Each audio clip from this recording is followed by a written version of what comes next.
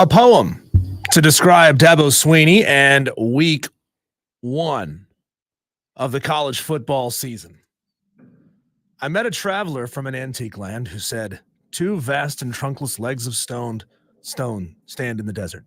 Near them on the sand, half sunk, a shattered visage lies, whose frown and wrinkled lip and sneer of cold command tell that its sculptor well those passions red which yet survive. Stamped on these lifeless things, the hand that mocked them, and the heart that fed. And on the pedestal, these words appear. My name is Dabo Mandius, coach of coaches. Look on my works, ye mighty, and despair. Nothing beside remains. Round the decay of that colossal wreck, boundless and bare, the lone and level sands stretch far away. Clemson flat out got their asses kicked in week 1 of the college football season, Cole. And I can't think of a better way to describe Dabo Sweeney right now than to put his name into Ozymandias, the famous poem that's about a once great king who fell off, who nobody remembers anymore. By the way, Ozymandias by English poet Percy Shelley, published January 11th, 1818. Would you say that accurately describes Dabo? Yeah, I mean, it's pretty good, even though I've never heard of this Mandius that you speak of. Ozymandias? Ozymandias. No? No. Did you watch Breaking Bad? They not a Breaking Bad guy. They describe Walter White by using this poem. As a matter of fact, there's an episode where Bryan Cranston reads Ozymandias to start an episode of Breaking Bad. And it's about how he, this great titan of this illicit business, is going to be forgotten one day. Nobody's going to remember who he is. Well, you know what? It might be true, but it's a little depressing for Clemson fans. But the reality of it is, I can't push back on old Dabo Mandius. Can't push back on it. It was also the name of the villain in Watchmen. Did you ever see Watchmen? I never did. Never saw it. Okay. Never saw it. There you go. But I watching what I watched on Saturday, Cole, and I didn't actually get to watch it on Saturday. I had to watch it on Sunday morning. More on that later on in this hour, coming up at 3:45. I saw a team that had been left behind talent-wise by the best of the best. I mean, this is a team that should not ever lose a game like that. This is a program that used to do that to other teams. And I have seen so many Clemson fans on Twitter, in my DMs, on my timeline, saying things like, well, Georgia's going to do that to a lot of teams this year. Well, are you just one of a lot of teams? Is that what Clemson football has become? I mean, I asked the question on Twitter over the weekend. How do you spell just another program? Clemson. Clemson has fallen down to the status of just another program, just another NC State, just another Mississippi State, just another team that cannot compete against the best of the best. And we saw that for 4 quarters. I know a lot of Clemson fans, well, we kept it close in the first half. You look like garbage in the first half of that game. Don't give me this. We played a decent first half. No, you didn't. You had one good play in the first half. Yeah. The rest of the game, you sucked on both sides of the football. The only good thing Clemson did over the weekend was punt the ball well. Shout out to Clemson's punter. Had himself one hell of a day. The only thing that I'll push back on is I do think they played really well defensively the first 2.5 quarters. Yeah, but it's a 4-quarter game. Yeah, I know. But I'm pushing back on you said they played like crap in the first half. I understand in the 4-quarter game they did. Obviously, third quarter, Georgia scored 14. Georgia scored 14 again in the fourth. And no, to your point, it was embarrassing. There is no other way to put it. Cade Klubnik was not good, not even 150 yards. Statistically, when you look at their offensive production, Diesel, and I know Georgia's very good defense, but Clemson's offense was not good. 188 yards compared to Georgia's offense that got rolling in the second half. 447 total yards by Georgia. There's no other way to put it. We can sugarcoat it and make the excuses, but no, there's no other way to put it. In the grand scheme of things, big picture, I do agree that Clemson, this loss to Georgia on Saturday, and we'll get deeper into it as the show goes on, but it was about as bad as you can have hoped for. Yeah, it was close in the first half, but the outcome, that's all that matters. The outcome, 34-3, not even close. So Clemson was going toe-to-toe and beating Nick Saban during Nick Saban's prime. Sure. I mean, that those Alabama teams were the best of the best. There were no teams like them before that. Are we trying to convince ourselves, and I'm talking about Clemson fans here, are we trying to convince ourselves that Georgia 2024 is so far beyond what Nick Saban's Alabama teams were in their prime that's why Clemson can't compete? That's why? Because basically, Cole, I mean, we look, I'm not gloating in this at all. And there's a lot of people, a lot of Tolos listening who think we probably are. We're going to gloat today and say, see, told you we're right. Told you we're right. Deficiencies, transfer portal, go out and get the guys that you want. But like we don't want that to be what this team is. We want to cover a good football team. We want to cover multiple good football teams in this state. We want Clemson to be good. We want South Carolina to be good. We want Coastal Carolina to be good. We want Wofford and Furman to be good because it makes our jobs more interesting. Having covered the Carolina Panthers the last 3 seasons on their pregame show, I can tell you flat out, covering a bad football team sucks. Yeah. And I don't want Clemson to become that.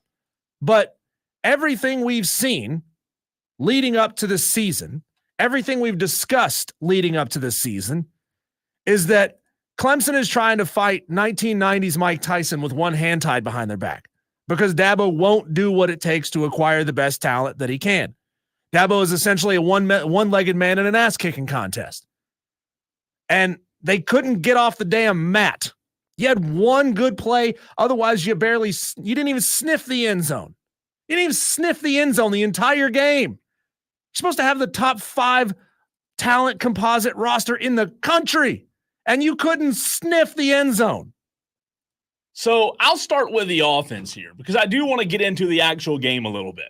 The offense on Saturday, and again, I'd love to hear your thoughts, 71307. Start your text with the word fan. You also can hit us up on Twitter. He's at Diesel on Radio. I am at the Cole Bryson. And Rick, I do see your call. We will get to you here in just a few moments. Let's start with the offense side of the football. I do not think that Cade Klubnik is anywhere near where he needs to be. However, I will say after watching Saturday, I was very uninspired. I was very unimpressed with Garrett Riley. I thought that the play calling Diesel from year 1 to year 2 would be a lot better. Unfortunately, game 1, the first game of the season, it did not show improvement from Garrett Riley offensive play calling. I do think when you look at the total offense, you have to factor in the run game, obviously the quarterback play, and it starts and stops, if you will, with Cade Klubnik. But I was just so uninspired, so unimpressed with the third and unmanageables that Garrett Riley put this offense in. And it was at times, the third and 20, and they run the quarterback draw. At times you just sat there and watched and thought to yourself, what is he doing? What are we doing here in terms of offensive play calling? Well, if I'm a Clemson fan, Cole, I feel lied to this offseason. Yeah. We were sold a false bill of goods. We were sold that Cade Klubnik was making marked improvement in his first full offseason as the starter at Clemson. We were sold that a second year with Garrett Riley was going to change everything because he had this exotic, complex system, right? We were sold that all of these things are going to take a step forward this year.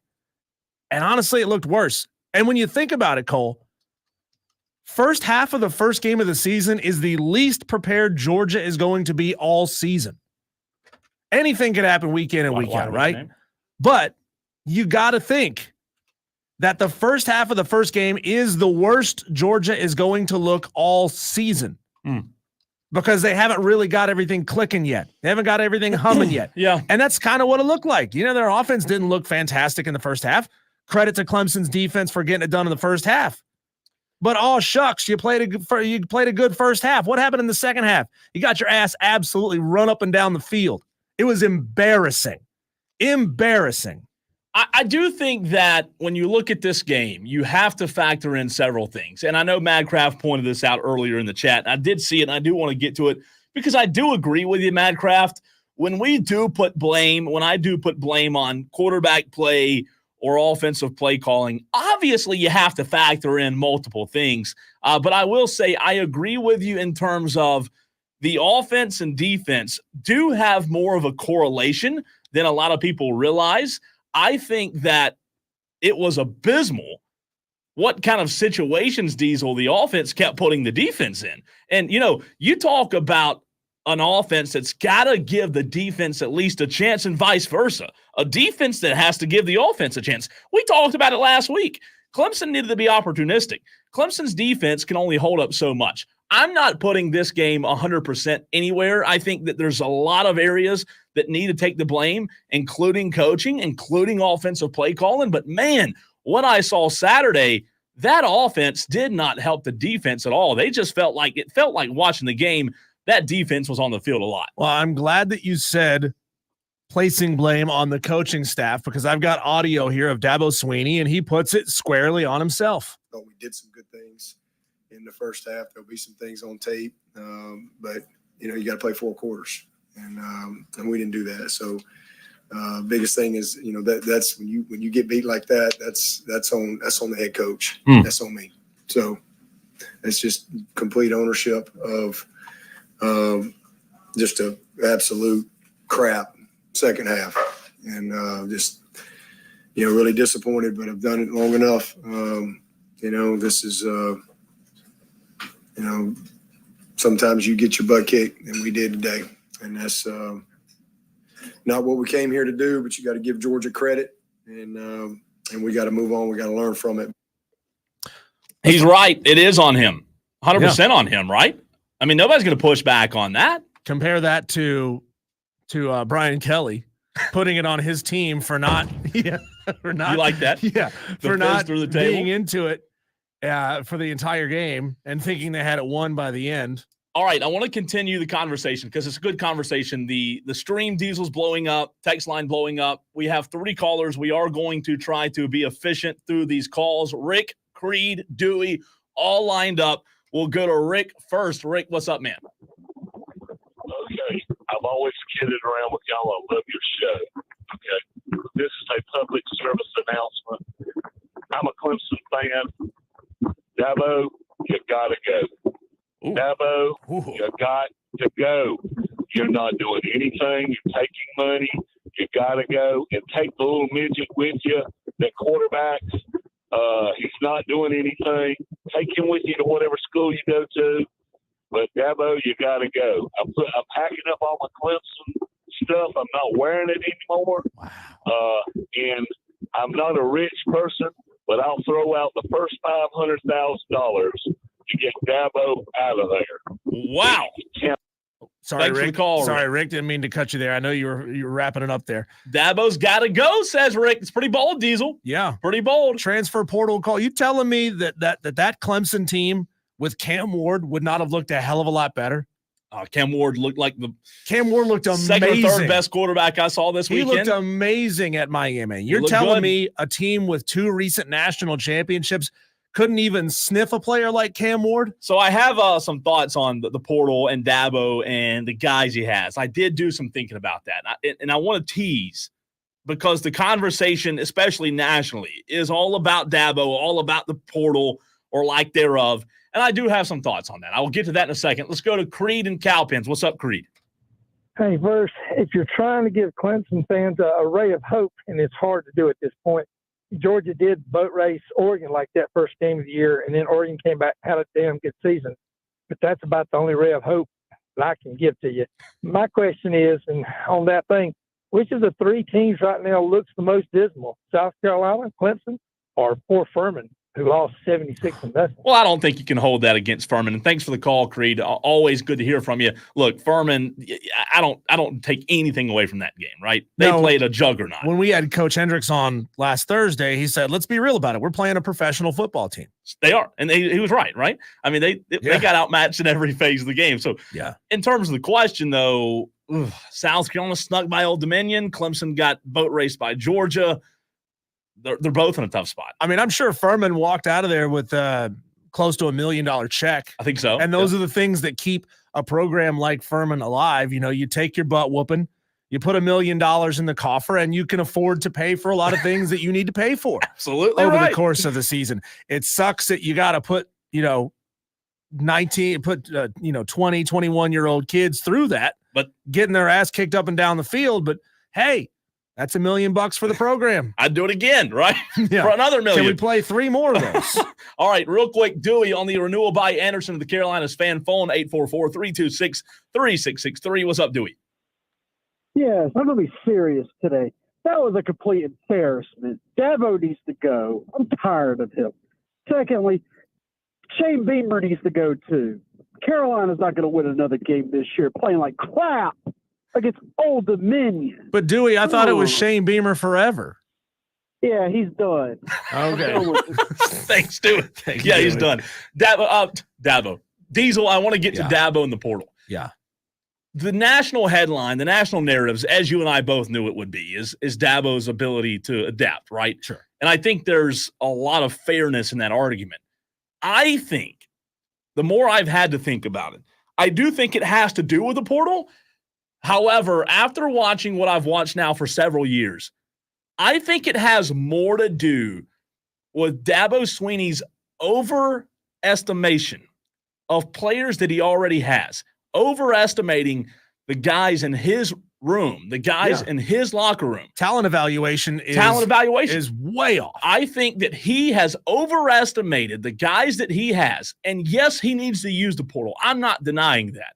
I don't think that Clemson lost that game to Georgia on Saturday 100% due to the portal. I think it's a factor 100%. It's a factor. I just don't think it's 100% of the pie.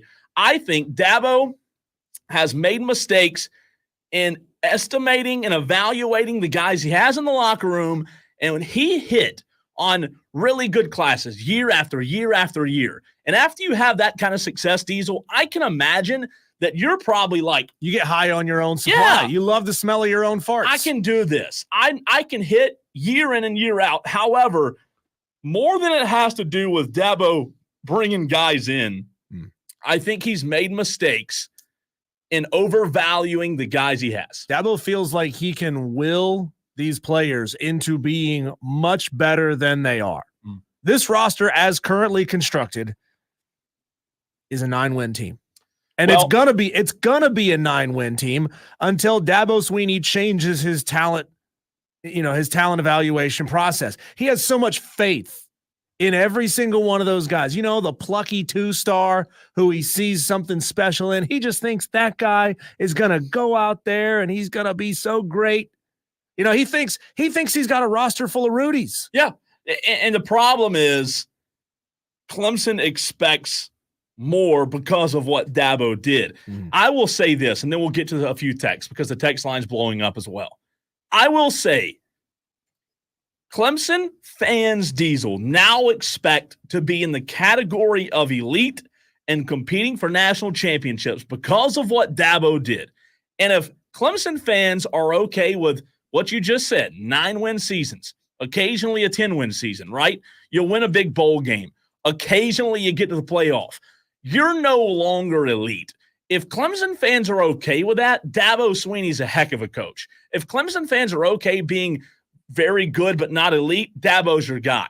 However, I'm not saying you got to get rid of them because I don't think that. I don't believe that. However, they have shown now, when you look at their record against Power 5 teams in the last 2 years, they've shown that they're nowhere close to elite, and that's the issue. Well, after this loss, Dabo Swinney is now 8-8 against AP top 25 teams since 2015. We're not talking about top 5 teams. Now, we're not talking about top 10 teams. We're talking about AP top 25. 8-8. Average. Average as can be. So all you Clemson fans who are all over my Twitter yesterday, especially after what happened, the disaster at Doak Campbell is what I'm calling it. What happened to them against Boston College? They're all over Twitter saying, see, I told you, a roster full of transfers isn't all it's cracked up to be. Those people are so head first in the sand, Cole, that they're buried up to their butt cracks. Like, you got to get your heads out of your collective asses and realize that you could put a Cam Ward into your roster as QB1, and he is vastly, not a little bit superior, vastly superior to Cade Klubnik, who, by the way, in his postgame press conference said, quote, "For the guys in that room, when they leave Clemson one day, I want those guys to remember me as somebody that never quit on them." That's poignant words right there. Remember me. As if Cade Klubnik already knows I ain't the guy. They're going to move on from me. They're going to play Christopher Vizina. Hell, play Trent Pierman. I'd rather have Trent Pierman in there against App State than I would Cade Klubnik, because Cade Klubnik right now is a liability. I want to get to a few texts, and then we've got to run. The difference between Clemson now and Clemson then, says a texter, is very simple. They had Deshaun Watson. They had Trevor Lawrence. Cade Klubnik is average at best. Texter from the 461. I would have pulled Cade Klubnik the moment he failed to run the play that was called and cost Clemson the game last season. 903. Thank you, Cole. You nailed it. The offensive play calling was horrible. If you watch Clemson football religiously, that's the first thing that pops, let me click on the text, into my head. Blame players all day, but it's the play calling that trumped all the excuses. I don't push back a ton, Diesel. I'm not high on Cade by any means, but I tell you what, man, watching it more and more, the play calling is not where it needs to be. It is bad. And I think a lot of it, I don't know what's going on with Garrett Riley and his relationship with Cade and their philosophy and how Dabo, intersects that philosophy and how they actually game plan and put product on the field. But the play calling, man, it is not anywhere close to where it needs to be. Texter says, hate to say it, but Clemson will still win 11 games while my Carolina team is 4-8 at best. Texter, I don't know about that. Corn chips. I'd put money on Georgia Tech for the ACC this year if I was a betting man. I have to agree with your take on Clemson. Texter says play calling by Garrett Riley is so predictable.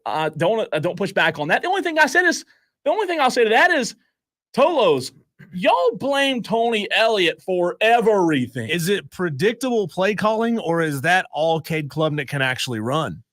Remember, it takes two to tango, right? It takes a coordinator who develops a good play call plan, and then it takes a quarterback who can actually go out there and make the throws.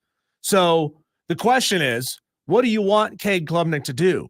To throw the ball 8 yards into the flat every single time as a predictable, throw it into the flat kind of play? Or do you want him a guy that can't make the 25-yard throw accurately consistently? Do you want that guy just throwing it up there and getting picked off left and right? So then Garrett Riley has to decide, do I put my quarterback who I don't trust to accurately throw the football in a position where he's going to fail? No, it's definitely on both. It does take two to tango. I don't deny that. I just don't understand why we can't even get more creativity in I heard all week last week, Diesel, from Clemson insiders. My phone all week long from people who were at practice said that Cade Klubnik and Clemson had the best week of practice that they have had in a long, long time. I heard it all week. Cade looked great in practice. Play calling was fantastic. Then you get out there to the game and it's like, well, what happened to that practice? What happened to that, that Cade and Garrett we saw during the week? It's not there. Practice it's not is like Tarzan, plays like Jane. I don't know, man. It's tough. And again, we'll have a lot more conversation on this. A ton of texts that we couldn't even get to. We do have to hit a break. We'll come back. Listen, we were supposed to talk about the Gamecocks. We're supposed to get to South Carolina. We'll get to South Carolina, but we'll put a bow on this conversation first. He's Diesel. I'm Cole Bryson. This is Wire2Wire on the Fan Upstate.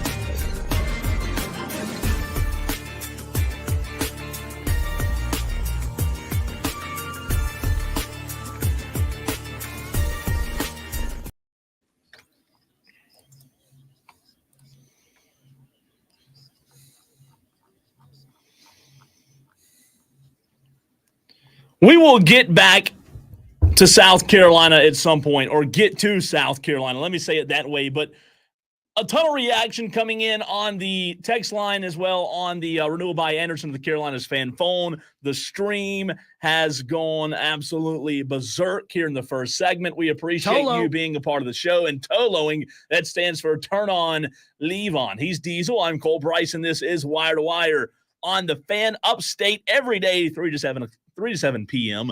on 97.1 Spartanburg, 97.7 Greenville, and on the free Odyssey app. Make sure you download that app today, AUDACY. You know, going back to the conversation, Garrett Riley, Cade Klubnik's obviously, they're a big part of the problem, Diesel. I don't think you can look at Clemson's lack of success, not only on Saturday, but over the past year or two.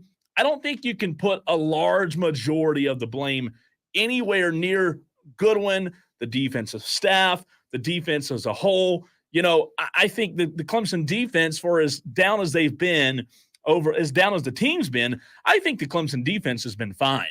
But for whatever reason, when you lose your two generational quarterbacks, and again, I know they're generational quarterbacks for a reason, but you can't even muster up offense enough to be competitive. I get that losing guys like Deshaun and Trevor Lawrence, that's a big blow. And you're not going to hit on every guy. However, you've got to have a coach, a coordinator, Diesel, who can make the most out of the guys you have. And I don't feel like Garrett Riley does that well. No. I mean, there's some deficiencies there. And, you know, is it the fact that Garrett Riley doesn't feel like he has the type of players that he needs in his system, or just the players that he has aren't good enough to run his system? You know, or is it the fact that when you're playing and you're coordinating in the Big 12 that doesn't have any defense, it's not that hard, relatively speaking, to go out there and look really good? I wouldn't think there's a huge difference between the Big 12 and the ACC, but for whatever reason, it hasn't translated. Again, Cade Klubnik was 18 of 29, 142 yards. He averaged 4.9 yards per pass on Saturday. No touchdowns, one interception, a QBR of 40.8, no run game for the Tigers, 16 carries for Phil Maffa, 59 yards, 3.7 yards per carry, Diesel. Yeah. It was just tough sledding against that Georgia defense, and that goes back to my point of I wish I could see some sort of creativity where you're able to get guys in space, put yourselves in more manageable downs, because that was one of the things I was disappointed with the most on Saturday was the lack of offensive production, putting themselves in manageable downs, man. You can't expect Diesel to go against Georgia and be successful in third and longs. They were 4 of 13 on Saturday on third downs, and a lot of those were third and longs. I just don't think that the offensive coordinator has done a good job of putting this offense in places where they can have success. Again, I'm not disagreeing with you on your point with Cade. I do think it takes two to tango, but goodness gracious, man, like at the end of the day, you've got to be able to muster up enough points and offense to at least make this game close. Now, 2 years in a row, you haven't scored an offense. 2 games in a row against Georgia. You haven't scored an offensive touchdown 2 games in a row against the Bulldogs. Yeah, if we could curse on the radio, we would wear out that Bill O'Reilly clip where he goes, bleeping things sucks. Talking about this Clemson offense. It was bad. You know, there's really not much else to be said about it other than the fact that, you know, that was one of the most inefficient performances I've ever seen out of a Clemson team. You find yourself in a lot of 1st and 15s because you're getting penalties on first down, or you make a big play and then you back it up the next play with a penalty, or you just keep putting yourself in situations where you're inefficient. You're playing behind the sticks and you're playing against a really, really good Georgia defense. So a lot of this is on Cade and his inability to make the throws. A lot of this is on Garrett Riley and the scheme that he put together for that team. I mean, I don't think you could beat Duke with that scheme. We didn't last year. Right. I don't think you could beat Wofford with that scheme. You know, you keep throwing it to the same spot over and over again, thinking something different's going to happen. Well, I wonder if this time, if we've done it 10 times in the first half, they're not going to expect us to do it an 11th time, are they? Texter from the 809 says, Georgia has been dominant for years and haven't had an NFL quarterback since Matthew Stafford. It's not just the quarterback at Clemson that's the problem. I don't have any pushback there. I think when you look at it, I think as a chart, I think there's several factors that go into it. Obviously, I think Dabo is a part of the issue in his ability not to adapt to college football. I said it in the last segment. I don't think that's the entire issue. A lot of national narrative just push that as the only issue. I think it has a lot to do with the play calling, a lot to do with the quarterback. I don't think it's only the quarterback by any stretch. Well, head coach gets paid the most. Yeah. Offensive coordinator gets paid probably second most. And quarterback on the team probably gets paid the most in NIL. So don't weep for them, okay? These guys have money. They have golden parachutes. They get the most blame because they're in the highest profile position. But that doesn't mean Phil Maffa looked particularly great yesterday because he didn't. He couldn't break tackles. That doesn't mean the wide receivers looked particularly great on Saturday because they didn't. They couldn't get separation. They couldn't catch the ball. So it was a complete failure. Every single element of that team on offense was a complete failure the entire game. Only the defense played a decent first half. And there wasn't a lot of rotation on Saturday from the game that I watched when you talk about not just offensively, but defensively. You talk about the starting two linebackers for Clemson took every snap but two, Diesel. Not a lot of rotation, not a lot of guys getting in the game. And again, it looked as if Clemson was worn down late in the game, and I thought that maybe something that would help that is getting fresh guys in, getting fresh bodies. Well, you played two linebackers on Saturday. I don't know that that's a formula for success.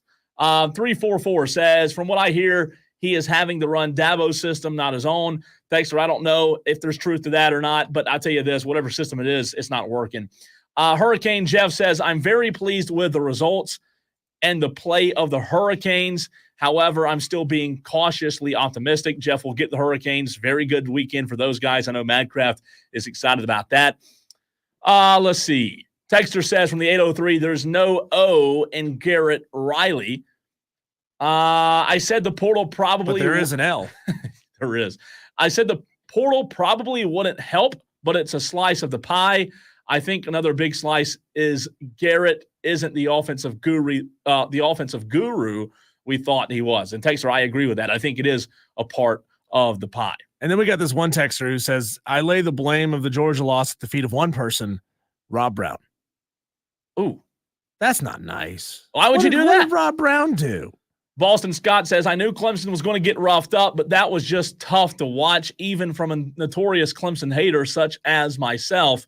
It was tough to watch. And again, you can put blame wherever you want to put blame. I do like Diesel. I'll tell you this, because you played the Dabo audio in the last segment. I do like Dabo owning up to it. But like what I want to know, if I was in the media room that day when that question was asked, if Dabo, when he owned up to it, my follow-up question would have been, well, now that you've owned up to it, what does it take to get back? What do you do next? Well, what's the next step? Because owning up to it is fine. You make a mistake, you own up to it. But if you continue to make the same mistake, it's not a mistake anymore, right? I would simplify that and say, what are you going to do about it? It's on you, coach. What are you going to do about it? I mean, are you going to keep doing the same things that you're doing? Are you going to keep standing there at your press conferences with those same dead eyes saying, well, we got our butts whipped. It is what it is. Well, we'll get them next week. We got great graduation rates. Guys, be really excited about that. Cade Klubnik's got a 4.0. He's doing real good in his math class. No one gives a rip, Dabo. No one gives a rip. Are you going to do what it takes to go out there and win football games? They've already given you the chance to rotate your coordinators, to go out and get the guy that you wanted, to pay him a ton of money. It feels like in some ways Clemson is now in the same boat as South Carolina. Are they going to be rotating in and out coordinators trying to figure out a combo that works? Not a good boat to be in. 754 says, I'm most disappointed in how many snaps Bryant Wesco and TJ Moore got after all the hype. We heard about them all season. They had less than 20 snaps. Texter 754. I completely agree with you there. Bryant Wesco and TJ Moore, I thought would be a much bigger part of the game plan. and they were not. They were not a part. I don't know the reasoning. I didn't hear a good reasoning from Dabo about Bryant Wesco and TJ Moore, but those guys in terms of impact, and when you look at Cade's, if you saw the passing chart, the passing diagram of every single pass of Cade Klubnik on Saturday, it was very evident that he needed some down-the-field threats. He needed some guys that could go make plays, and not having those two guys involved. Texter, I have no idea. I can't answer why they didn't. I'm with you. I thought it was pitiful. You know, again, not just on the offense. It seemed as if they did not believe in rotation on Saturday. It feels like Dabo does a lot of the things that he does based on a rule and a principle. Well, we don't play freshmen very much in game 1.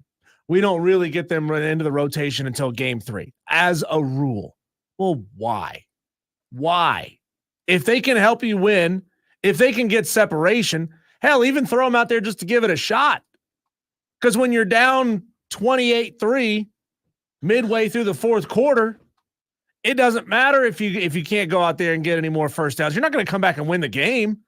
So at least put them out there to give them a shot to see if they can get separation, see if they can show you something in live action. Yeah, I don't know the philosophy there. I don't know if he has certain philosophies on certain games, how early they are. But I'll tell you this, my last comment on it before we get back to it later in the show. And if you just tuned in, Tolo, turn on, leave it on, because we're going to get back to Clemson and South Carolina a little bit later. However, Diesel, at the end of the day, Clemson going against the best of the best, for whatever you want to call it, for whatever reasoning you want to give, whether it be coaching, play calling, or the personnels, the Jimmies and the Joes, they're not there.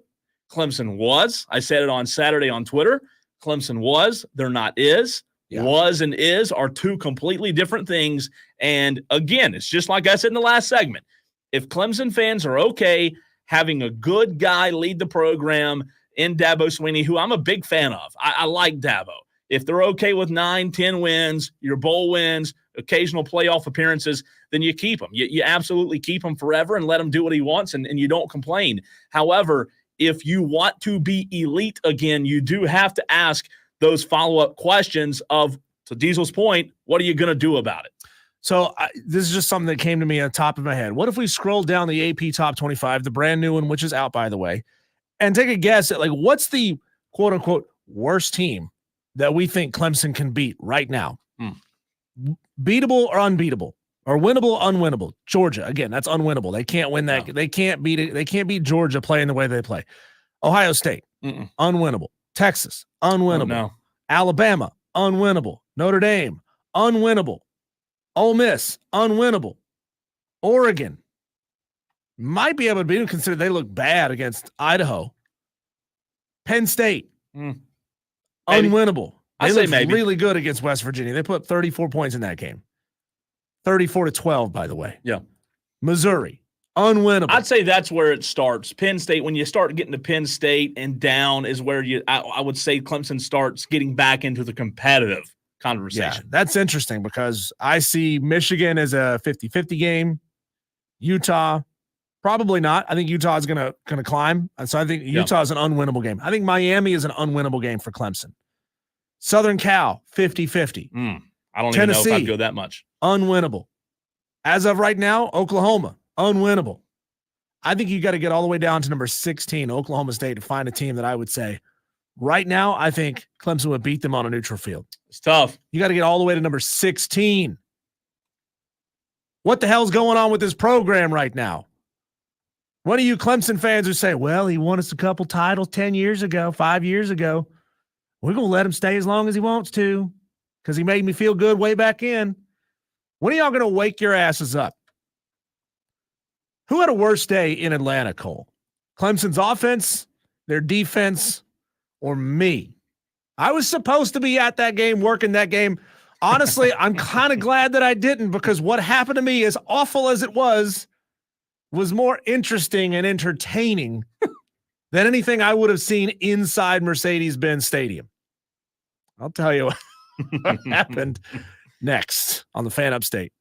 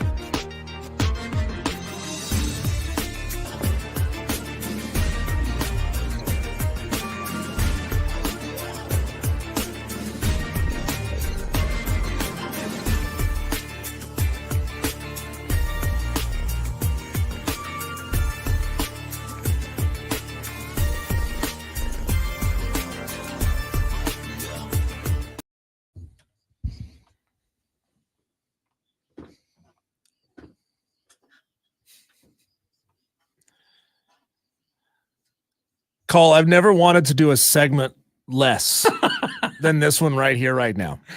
I'm not making you. Yeah, no, it's important to talk about. God. So I was credentialed and supposed to be at Clemson, Georgia on Saturday. Mhm. I was up at 6:30 a.m. at the station at like 7:15, got in a station vehicle, drove it to Atlanta. And what ensued after that is the worst afternoon of my life. And it's probably the most embarrassing, dumbest thing I've ever done in my entire life because I wrecked a station vehicle. Oh, I wrecked it. Yeah. I mean, I didn't get in a car crash, but I did some damage to a station vehicle. And it might be the dumbest thing I've ever done as an adult man, as a now 40-year-old adult man. It's the dumbest thing I've ever done. So I get into Atlanta around 10:30 a.m. and I'm using the address that's printed on my parking pass. And I'm going to this address. And like, I haven't been in downtown Atlanta very often, and I've never worked an event at Mercedes-Benz. So I go to the address. Guess what? That address is not the address of the parking garage that we're supposed to go, despite the fact that it's literally like a millimeter away from the word orange deck. And this is where you're supposed to be, is the orange deck. Well, I was in downtown Atlanta. And if you ever spent time in downtown Atlanta, you know it's like a maze of one-way streets. Yeah. They actually tried to send me to the corporate Chick-fil-A headquarters in downtown Atlanta, which is nowhere near Mercedes-Benz Stadium. It's like 5 miles from Mercedes-Benz Stadium. But I didn't know that. And there was a Dragon Con festival going on in downtown Atlanta. That's why you really hundreds of orcs and Mario and Luigi Bonzo. and a Gandalf was there, and they were flooding the streets. You couldn't move. So for an hour, I'm circling, trying to figure out where I'm supposed to, trying to get to where my GPS tells me I'm supposed to go. Mhm. Then I figure out, after talking to a cop, you're in the wrong part of town. So I get where I need to go, I think, at least. But when you get over to Mercedes-Benz Stadium, there's so much construction going on. I kept getting turned around this way, that way, roadblocks. You got to go this way. You got to get off this road. You got to go all the way around. Oh, crap, roadblocks. So by the time I finally make it to the parking garage that I'm supposed to be in, I've been in Atlanta downtown for 2 hours already. Oh, I am 45 That's a minutes long late time. to kick off. It's already 12:45. So I pull up to the thing you're supposed to scan to get into your garage. And the tippy top of the van, we're a tall van, bumps the little hanging down clearance thing. And I've always believed that the hanging down clearance thing, there's actually some tolerance there. So if it says 8'2", it's really like 8'8". Like there's 6 inches of additional clearance there. There was not. So as I'm making my way up the ramp to get to a parking space, I hit the top of the van on the underside of the parking garage. And I don't mean I tapped it. I hit it good. And I did some serious damage to a station vehicle. And I was stuck. And see, I was like frustrated and tired and late. I was like, I got to get my ass up this ramp and get into the stadium because they expect me to be there. And then bam, this happens. And I'm couldn't stuck. back up. Couldn't back up. Forward. No, couldn't go forward. Couldn't go backwards. There was a guy yelling, "Back up, Terry!" Yeah, and like facilities maintenance crew had to come and do some serious work to get me out of this thing. Serious work to get me out of this thing. And it's the dumbest thing I've ever done as an adult man. Oh, dumbest thing I've ever done. All yeah. time? Oh God, yeah. I mean, except for that one blonde in like 2009, it's the dumbest thing I've done as an adult man. And I feel like such an idiot. That's pretty rough talking about this, because I mean, how do you not know? How does one not think maybe I shouldn't go into this parking garage if I'm in a very tall vehicle? And it's done some. I don't mean it did a little damage. It did a lot of damage. So stupid. Tore it up. Why is Diesel at work today? I'm here so I won't get fined. Yeah, pretty much. Like I was over it. I just wanted to get in there and work the damn game. I never made it into the stadium. Never made it in. What those cops say when they saw you leaving? I sure am glad you leaving. I just wanted to get my ass out of Atlanta. And you finally fast did? as I possibly What time could. did you make it home? Well, I made it out. Luckily, I made it out before the game let out. No media members were leaving yet, so no media members had to see me like a dumbass stuck where I was. What would you have done if they just started? Well, media sticks around. I would have done this right here. Like, I don't know who's driving this van. Stupid is stupid does. Yeah, exactly. I'm That's calling a you. You're fantastic laughing story. your ass off. It's funny. I'm like, Cole, you're not going to believe what happened here. Yeah. And God, I feel like such an idiot. It happens. Diesel's day in Atlanta. Not Ferris Bueller's day off, but Diesel's day in Atlanta. All right, we'll get back to college football. Gamecocks, what did they do? What I do to piss off Gamecock fans over the weekend? College football roundtable, biggest games, biggest surprises, a ton to get into right here on the Fan Upstate.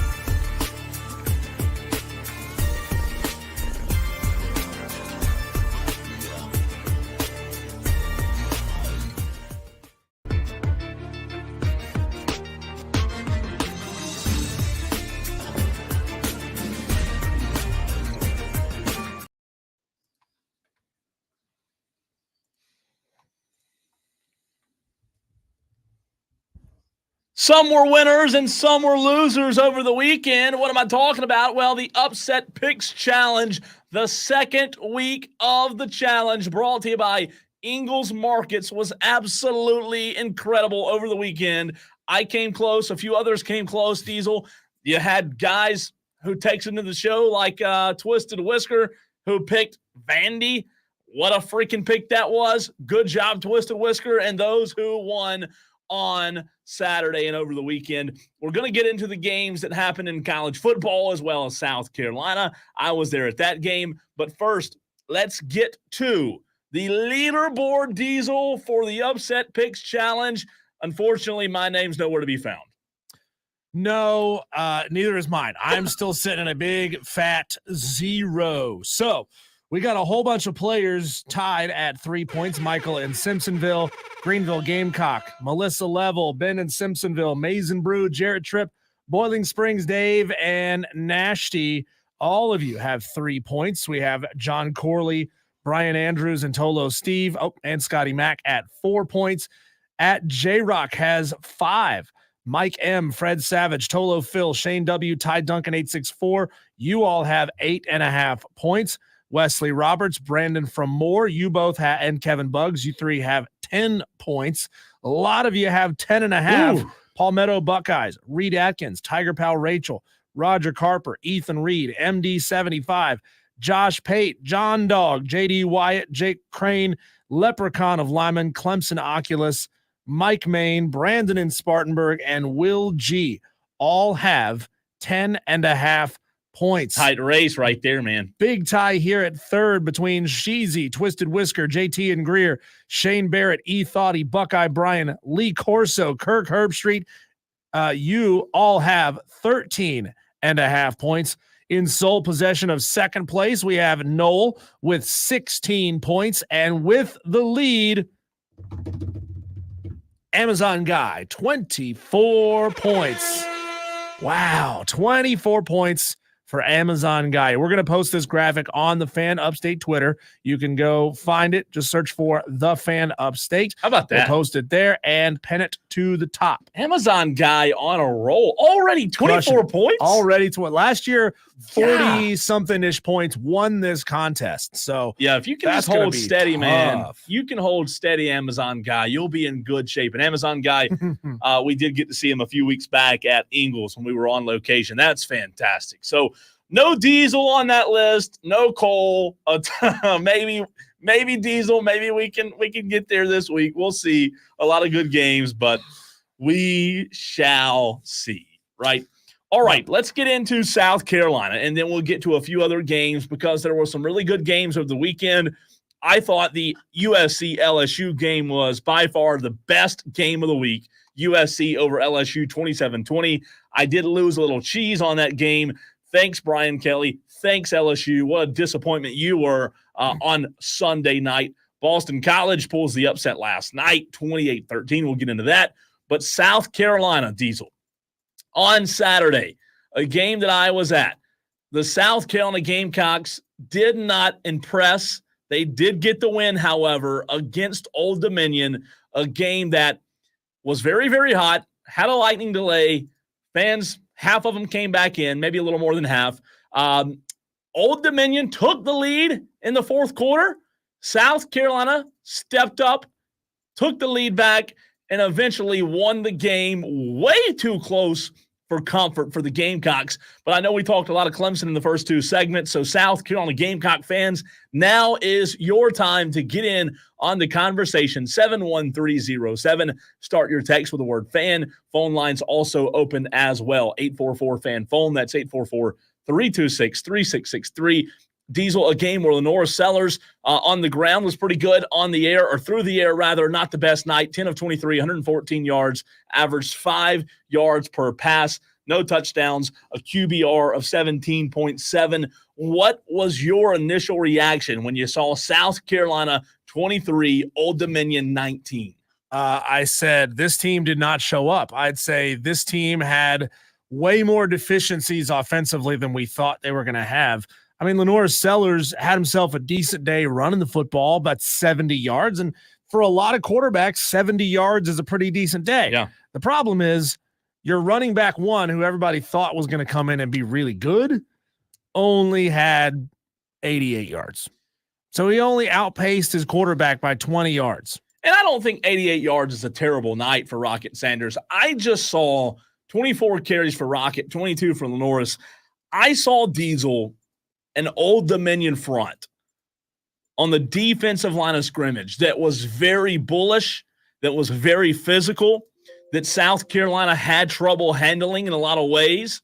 And the offensive line, I do think, listen, it's week one, it's game one. I do think there's a lot of room for improvement for the offensive line. And I think, again, I might be optimistic here, but I do think you'll see that improvement. I do think you'll see South Carolina's offensive line get better. They were not good on Saturday. Old Dominion was very physical up front. Lanorris Sellers running the ball 22 times is a concern for me. You know, in the SEC, if your game plan week in and week out is to be that run heavy, that's a big concern. You're going to get beat up. You're going to take hits. I thought Lanorris Sellers ran it a few too many times. I would have liked to have seen the passing game get going a little more offensively. I wasn't blown away by Dabo Loggins and the play calling offensively for the Gamecocks. Again, Rocket Sanders, Lanorris combined for over 150 and 2 touchdowns. But that 3-man front from Old Dominion, you should have been able to overpower them in a way where you could consistently run the football enough with your backs to where Lanorris Sellers doesn't have to run 22 times. I mean, the only thing I could think of is Dabo Loggins, Shane Beamer, and crew. They thought that they didn't have to show a whole lot to beat Old Dominion. And then they just got psyched out come lightning delay and couldn't get it together, couldn't get it back, right? You know, the Dabo Loggins play calling, it was vanilla. And I don't know if the game plan was to maybe hold back a little bit, maybe not show Kentucky anything that they have drawn up. I'm not sure exactly what was discussed. I did ask Lanorris Sellers in the postgame press conference if the game plan week in and week out would be this run heavy. And he told me that the reason it was so run heavy on Saturday, Diesel, was because all week on film, they saw a 3-man front from Old Dominion. They wanted to take advantage of it. They felt like they could. However, a lot of times South Carolina had to get hard-fought yardage because, again, Old Dominion's defense, Old Dominion played really good on Saturday. Not taking any credit away from them. They played well. I just wasn't overwhelmed with South Carolina's offense. Well, and you got to think Old Dominion's coaching staff has a couple of guys who came over from Tennessee. So they've got some high-level minds inside that coaching staff. Even though it's Old Dominion, even though it's a non-traditional power, even though, a lot of schools look at it like this is an easy gimme win, they're running some really interesting concepts. Do they necessarily have the athletes that even South Carolina has? No. Do they have the athletes that Tennessee has? Absolutely not.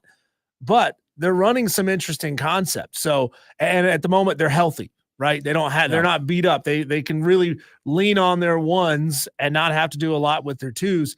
So, I mean, I just don't think South Carolina was prepared to put that much effort forth in an opposition. But hey, if you need a late turnover, and let's be real, if it wasn't for that late turnover, South Carolina might not win that football game, because that really is what sealed the deal. Old Dominion was leading in the fourth quarter, and those that I was sitting beside on press row, man, we were talking like the guys from 107.5 The Game, Matt Smith from Sports Talk. We were like, man, this thing is, when Old Dominion took over, the Citadel conversation started popping up, right? Like, would this be as bad of a loss as the Citadel loss? That's dang disrespectful to Old Dominion. That is an FBS roster with 85 scholarship guys, right?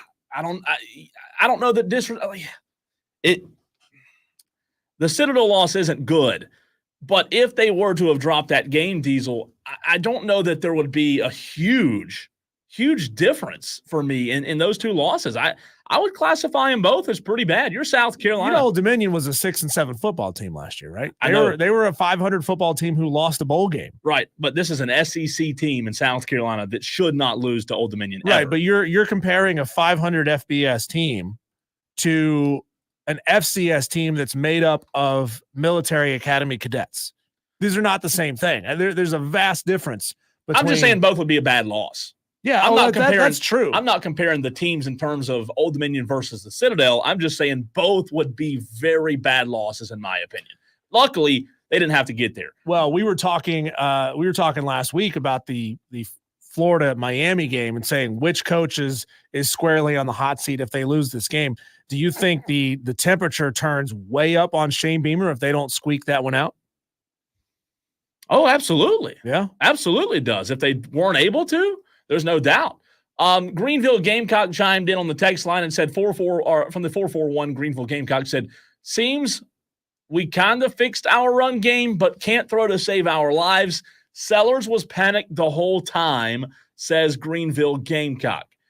But that's why you play a lesser opponent in week 1, right? You get them some live fire game reps against an opponent that you shouldn't have to pull out all the stops, that you shouldn't need a sudden change of momentum at the end of the game to win it.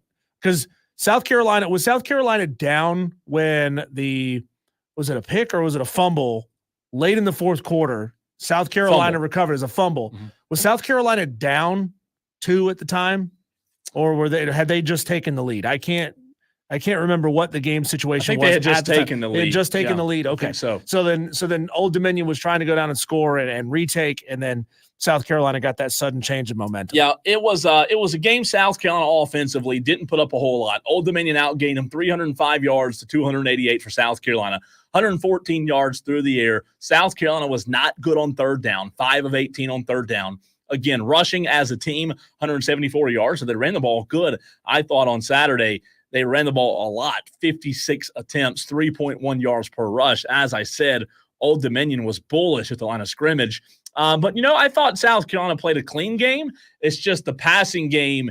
I do think there's – I don't want to say a ton of I don't want to call it a bunch of red flags and say the passing game is a huge red flag for South Carolina. I do think there are some concerns, though, when you look at the passing game against a team like Old Dominion. And again, no disrespect to Old Dominion, but you're an SEC team. You should be able to go and find a consistent passing game against Old Dominion. Well, you couldn't really exert your time. You couldn't exert your will either. Time of possession, South Carolina held the ball for a little over 35 minutes, a little short of 36 minutes, which, Cole, is the 4th most amount of time of possession under Shane Beamer.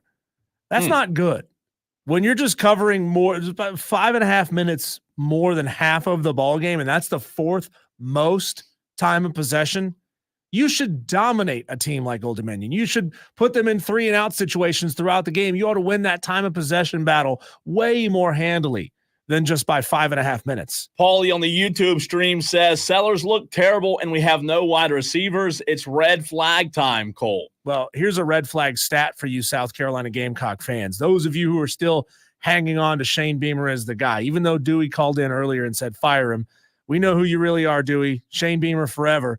South Carolina, Cole, is 22 games above 500 as a program right now. Sitting 22 games above 500 as a program, which means if things don't change, if things don't turn around, by mid-2026, they could drop below 500 as a football team. Would be good. That would not be good. 493 says, Beamer got the Gamecock soft. Every year he's been there, the program's gotten worse. Loggins' offense is awful everywhere he's been. Again, I don't think Dow Loggins is the best hire in the world. I was very uninspired by what I saw by him.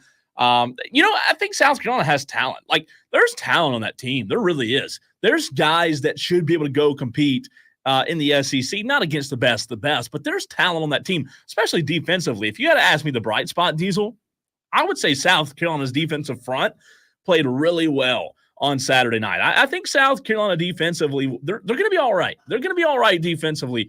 Offensively, passing game, I think that's where we'll see. But at the end of the day, it's like Shane Beamer said in the post-game press conference, they got the win. That was one of the first things he talked about in the post-game was, hey, we're never going to apologize for winning a ball game. We worked too hard, and they got the win. So they're 1-0, right? It wasn't the prettiest, wasn't the best, but they did get the win. Now, let's get to the Gamecock fans and Cole Bryson's relationship over the weekend. There were not many college football tweets that I could find. I looked Josh Pate. I looked at the top personalities in sports and football, and I couldn't find many tweets that had 464,000 views. 1.7 thousand likes. A lot of Clemson fans probably made up those likes, right? But Diesel, over almost 500,000 interactions in a video that I put up on Saturday. It was the start of the fourth quarter, a tie game, and I put up a tweet that said, here's your fourth quarter tie game atmosphere to open the season. Pathetic from Gamecock fans, and it went stupid. I got a lot of backlash, as you can imagine, a lot of unhappy Gamecock fans in the reply section as well as the DMs. You met the Angry Birds. I met the Angry Birds. The only thing I would say is, Diesel, there was a lightning delay, and it was a 40-ish minute lightning delay. It was obviously a big part of the reason the fans left. Was there lightning immediately adjacent to the stadium? I never saw. Or lightning. was it off in the distance? It was off in the distance. They put the radar up on the Jumbotron, and you could see like the clouds and the cells, if you will. I never saw lightning. It was a little dark, but it was off in the distance. They had to, do that for precautionary reasons. However, Diesel, they did not say, hey, you have to leave the stadium. I had a very good friend of mine, one of my best friends, him and his whole family stayed the whole lightning delay, 35, 40 minutes, whatever it was. And a lot of people did. A lot of people stayed. So my tweet was because there were a ginormous amount of Gamecock fans who left.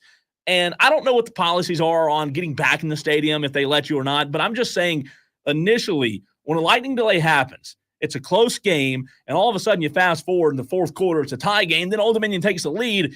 You would feel like in that situation, South Carolina needs their fans, right? They need a full house. They didn't have that. There were a lot of empty seats to start the fourth quarter, and I tweeted that out. I didn't delete it. I still stand by it. I still think it was pathetic that so many Gamecock fans left. People care about getting back to the tailgate, and I get it was hot. I get it. We know that. But so many people care about getting back to the tailgate. Hot every year. Yeah, every year. You go to games in Columbia. It's hot every year. You bought the ticket. That's right? You bought the ticket, and you only get 6 of these every year. So you only get 6, and you're willing to say, I'm going to go ahead and get the kids on home. It's not even as if it was an 8 p.m. night game, and you thought, okay, if we wait around here for an hour, now it's going to be 2:30, 3 a.m. before we get home. We got to get out of here. No, there was no some people are going to leave, but when you see almost half of the stadium empty out and then not come back, but if it's not, when you only get a few of these opportunities every year, I don't want to hear about it. And Cole, you tapped into something that I don't know if I mentioned this to you when we first started doing this show together. South Carolina fans are uniquely sensitive about attendance smack. Anything related to attendance smack really burns them up. It's nuts. It does. It's nuts. It how burned much them up, man. Them up. I had people texting me over the weekend, Diesel, who were concerned for me, literally like asking, "Hey, are you good?" And I was like, "Good." What do you mean? Am I good? Yeah, I'm good. Just to know I'm going to therapy on Tuesday. I don't take any offense, and I also don't get upset about it. I love it because you know what? At the end of the day, I stand by what I said. I thought it was pathetic. Wire to Wire with Diesel and Cole Bryson. When we come back, we dive back into the city of Atlanta and what happened inside Mercedes-Benz Stadium. We talked to David Hood of TigerNet to talk about Clemson, Georgia, and moving forward against App State and for the season as a whole. That's next on the Fan Upstate.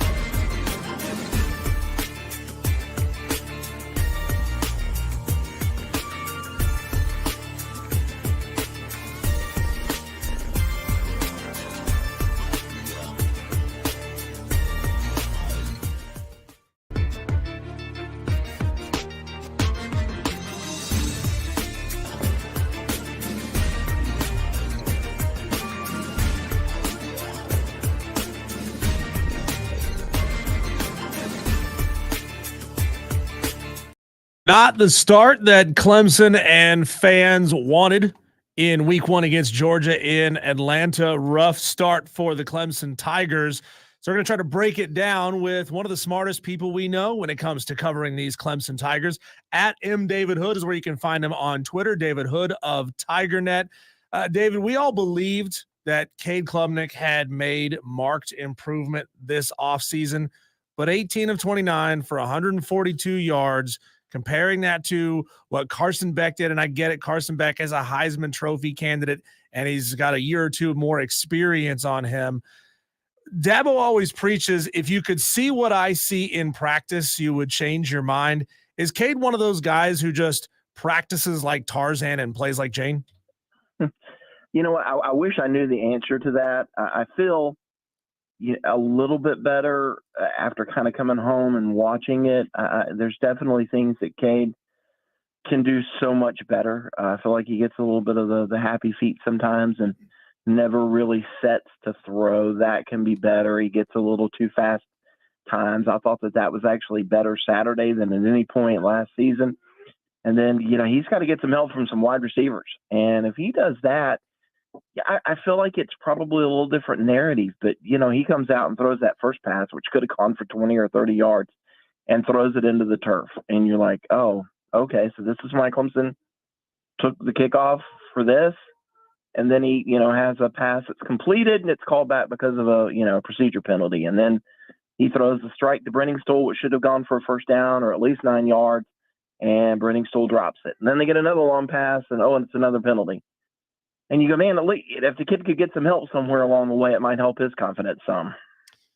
Speaking of help, David, Bryant Wesco Jr., TJ Moore, did you have a sense, if you will, that going into that game they would see as limited snaps as they did?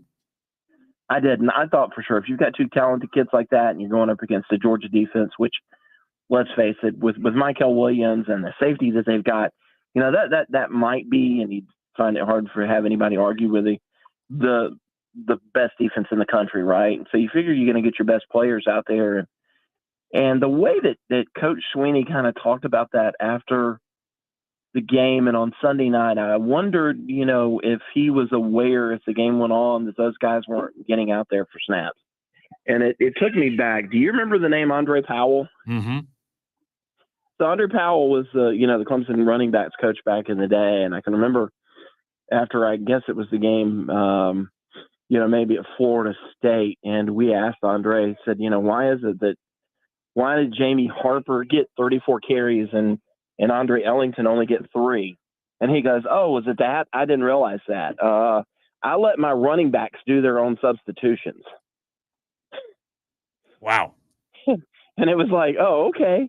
And of course he got fired at the end of the year. So, obviously Tyler Grisham's in charge of the rotation at wide receiver. And you kind of wonder if during the game, Coach Sweeney or some of the other people knew that, Bryant Wesco got 12 snaps and TJ Moore didn't come on at the end of the game. Tyler Brown targeted just, once. That's got to change. There used to be a chart. Remember Will Sweeney was responsible for carrying around the chart to make sure that CJ Spiller got a certain number of touches. They may have to go back to that. David Hood of TigerNet joins us here on the Fan Upstate. Find his website, tigernet.com. David, all credit goes to the Clemson defense in the first half. They looked lights out. They only gave up 6 first half points, but they gave up 28 second half points. I don't think I've ever seen a Clemson defense quit like that, like they did in the second half. I know Dabo wouldn't characterize it as quitting, and you may not characterize it as quitting. He would call it just, getting our butts kicked in the second half. How would you characterize the difference in the way the defense operated in the first and second halves? I think that Georgia's Mike Bobo, man, they came out in that second half with the right adjustments and said, you know what, we realize now we're not going to attack Clemson by running the football head on because their offensive line was getting no push in the running game, none. And they realized they weren't going to attack Clemson vertically. The safeties were playing okay. The corners, Jaden Lucas, played really well despite having a bum shoulder. So they said, you know what we're going to do? We're going to run the quick game. We're going to run some jet motion, some jet sweeps, run some orbit motion, get some guys' eyes going some different directions. And, man, when they did that, it was on. And you saw Clemson's linebackers get out of position. I don't know that I would characterize it as, quit so much as, hey, we've been out here a long time and, we're getting our brains beat in. And it just kind of takes the edge off. And you've always got to play with that edge. And, then for them, for whatever reason, Wes Goodwin didn't make any adjustments off of that. It was, let's kind of keep doing the same thing we're doing and hope it winds up being okay. It's interesting. That's where I was going, David. We talked about the rotation offensively, but defensively, I mean, Barrett Carter and Wade Woodaz played seemingly the entire game. No rotation at linebacker. I ask you the same question I did with the receivers. Are we using just forgetting about rotation as a legitimate excuse?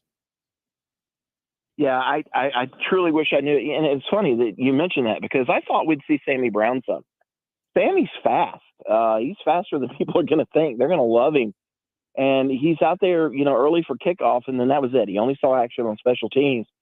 And then to kind of make it even a little bit more of a head scratcher or surprising is the fact that we were told by Avion Terrell that after the game, there were some of the senior guys or older guys that got up and talked to the team, to say, hey, stick with this and keep with us. Sammy Brown was one of them. So this is a kid who's legitimately never played a defensive snap for Clemson, and he's already acting as a leader in the room. That shocked me.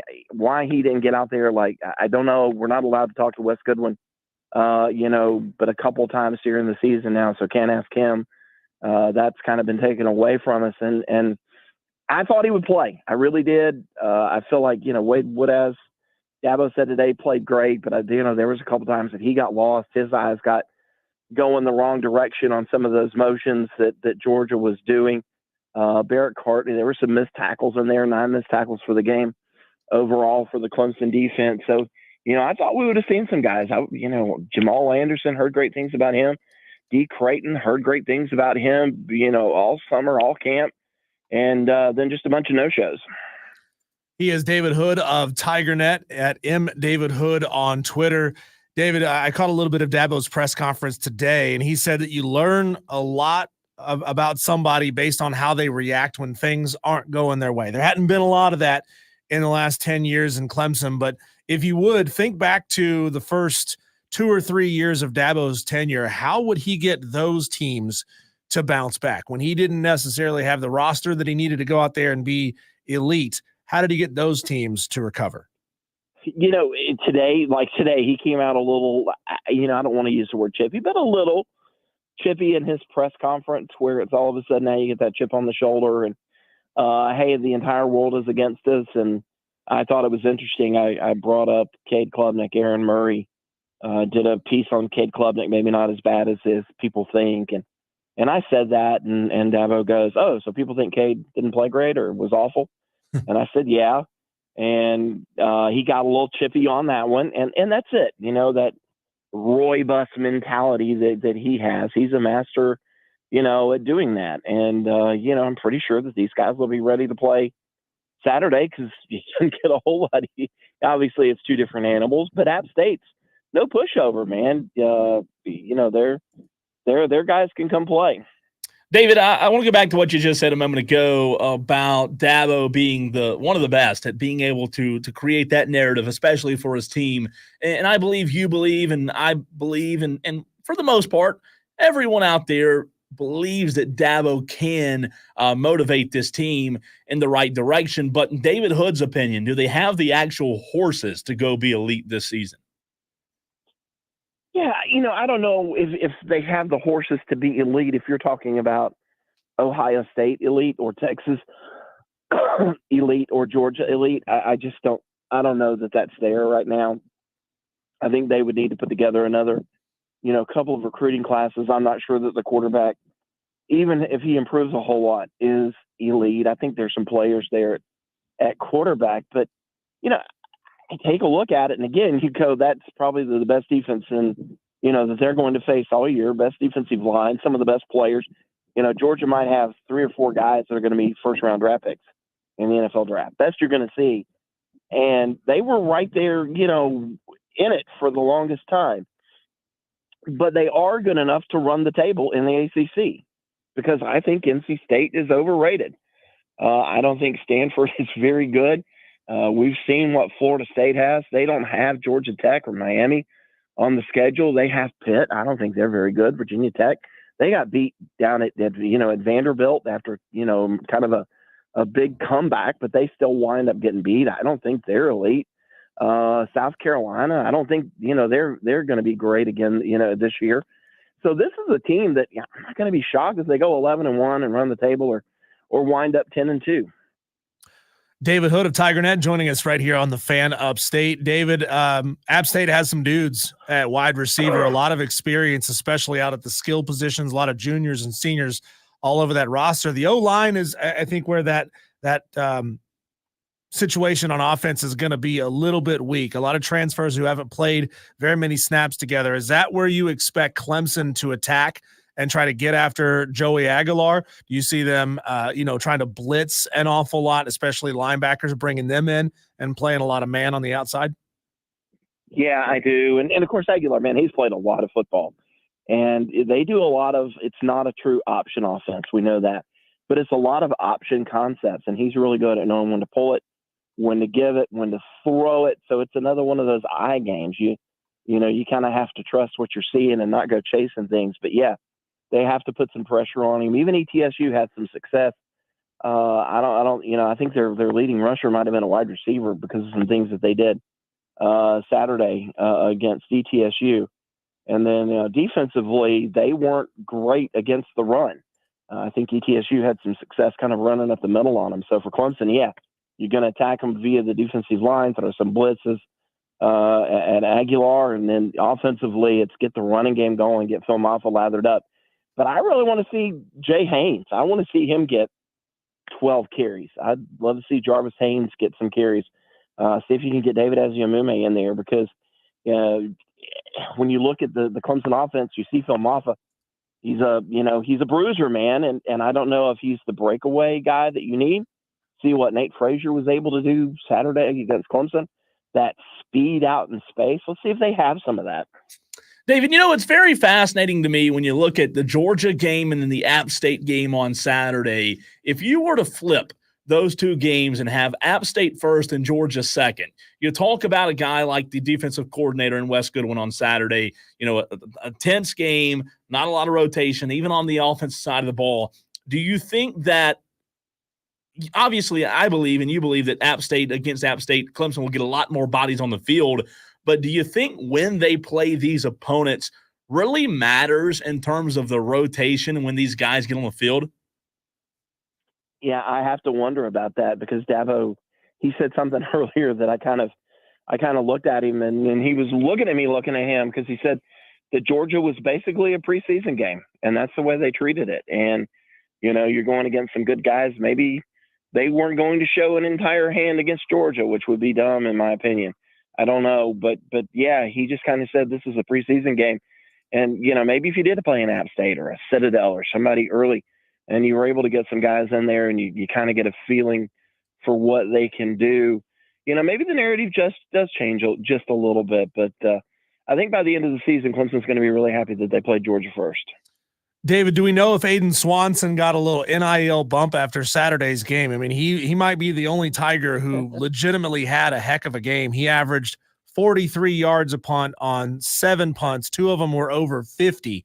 I mean, for when you're looking for any kind of bright spot you can find in a game, that's certainly one of them. I think Clemson's got themselves a really good punter, but do we know if he got a little Rolex? Did he get some cash in his bank account? What happened there? We lost David. We lost David Hood. Yep, we lost him. Right mid-question, we lost David Hood. How about that? Coming up on break, David said, "No, yep. If you wanna keep me on the line, you've got to boost my NIL." That's what he said. No, I'm just kidding. We lost David Hood. We were near the end, so we'll talk to David again next Monday as we talk to David Hood of TigerNet on Mondays at 4:20.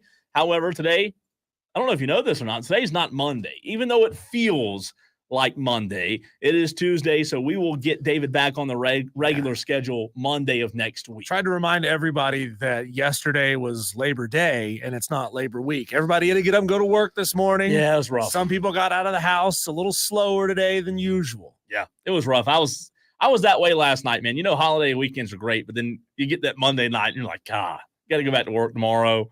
A lot of stuff to do. But it's part of it. Happy day after Labor Day. What now in the ACC? Who's next? After what happened this weekend, is Miami the favorite? We ask you next.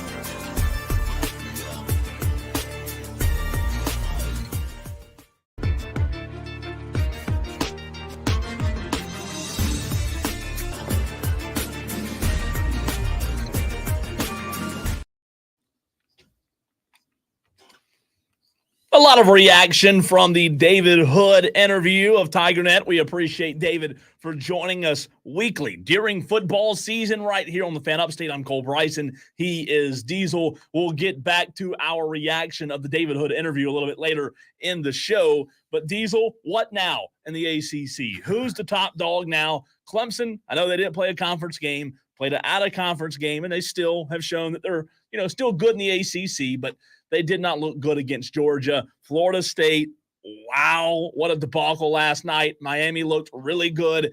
Georgia Tech looked good, especially last weekend, the win over Florida State. I thought Boston College last night looked a lot better than people are going to give them credit for. But I think that it's a general consensus, Diesel, that Miami right now might be the favorite in the ACC. Well, if DJU could hit a wide open receiver in the back corner of the end zone, Cole, and not overthrow him by 10 feet over his head, I mean, good God, how did DJU regress after a year away in the Pac-12 where everybody thought he had gotten so much better? Just sails the guy in the back of the end zone. Nobody within 5 yards of him. The guy it's fell, just absurd. I think the defender fell. Yeah. He was wide open. It was just absurd. I mean, they have to go to a backup now, don't they? I would have to think you so. can't just keep throwing DJ out there, can you? That guy is not even good, close to good. Well, I got into it with a regular listener of our show because Chris Phillips asked the question, how long is DJU going to last as quarterback of Florida State? And I said, he may not make it to week 2. Yeah. And I got somebody coming at me, well, week 2, you're an idiot. I'm like, no, it's still week 2. It's game. They've already played 2 games. Last night was game 2, but it was still week 1 of the schedule because the geniuses at ESPN decided to make week 1 of the season 9 days long and have one team play 2 games during week 1. Doesn't make any sense. Yeah, week 2 doesn't start until Friday. Yeah. Backup quarterback at Florida State would be Brock Glenn, redshirt freshman. Did you hear the We Want Brock chants last night on the TV broadcast? I did hear that. That's tough, man. He's 6'2", 215 pounds, out of Covington, Tennessee. Oddly enough, kind of looks like Cade Klubnik. Not that means anything, but if you want a true freshman over a redshirt senior transfer, things are rough. You've got to, though, in Tallahassee. Right? You got to. They're 0-2. And Miami looked really good over Florida. 41-17. Cam Ward was 26 of 35. Very efficient. 385 yards. Averaged 11 yards per attempt. 3 touchdowns. He did have 1 pick, but a QBR of 95.7. They were also able to run the ball a little bit. Over 100 yards on the ground as a team. But, God, you talk about Miami. Again, Florida is not good, but Miami looked, Diesel, like the most dominant team in the ACC this weekend. I think before I move on and start talking about this Miami-Florida game also, I think DJU gets the start here in week 2, game 3 against Memphis. And if he hasn't thrown for 2 touchdowns in the first half, they bench him. They have Memphis this week. They have Memphis. That might be the best thing for DJ is getting a subpar opponent. No, take that back. They have a bye week. I was going to say, I thought they have a bye week, and then they play Memphis next week. So there you go. I still say he may lose his starting job in the bye week. He could. He should. He should. Yeah, he should. He's looked awful. He's looked awful. But, hey, Miami with Cam Ward is everything we thought they were going to be. Cam Ward was just phenomenal. 385 yards through the air, 3 touchdowns. He did throw a pick, but, hey, when you're winning the game 41-17, when you're dropping – when you're dropping 24 first half points on the road in a hostile environment, you can start taking some risks. How do you call yourself, Diesel, an SEC defense? You are an SEC program, and you allow 529 yards of total offense to Miami. That's abysmal for Florida. I asked David Hood about Clemson's defense quitting in the second half of the Georgia game. I think this Florida team is going to quit on Billy Napier. And, we talked about it being the pitchforks versus the torches game. And the team that loses this game, their coach is squarely on the hot seat. Billy Napier, if he can't get something figured out and win a game or 2, like the next 2 weeks, he's gone. He's not going to make the midpoint of the season. Can you recall a game, Diesel, at the college level that only had 4 penalties in the entire game? Wow. 4 penalties. Either the refs weren't paying attention or it was an exceptionally clean game. 4. That's unbelievable. I mean, that's a clean game. Miami dominated the time of possession. They dominated the offense. Defensively, they only allowed 261 yards of Florida's total offense. They were really good against the pass. I mean, 122 yards defensively is what they allowed. I'm telling you, man, again, Florida's not good, but the weapons with Xavier Restrepo and the rest of those guys, man, they've got dudes. And yeah. I don't know how. Again, Clemson hasn't played a conference game yet. Florida State's played 2, and they look abysmal. But I don't know how you cannot say right now that Miami's not the favorite. Yeah, I mean, hey, Clemson, at least you don't have Graham Mertz as your quarterback. He was bad. 11 of 20, 91 yards, threw a pick in the game. It was just flat out ugly. And, you know, this is one of those situations that it may take Florida 20 years to come back from where they are right now. Could be bad. Hopefully not, but man, it's rough. Again, big shout out to Miami. I thought they were the best team in the ACC all weekend. However, last night, Florida State, Boston College, let's give credit, a lot of credit to Bill O'Brien. Mm-hmm. Like that team last night, watching that game, they were well coached. They were disciplined.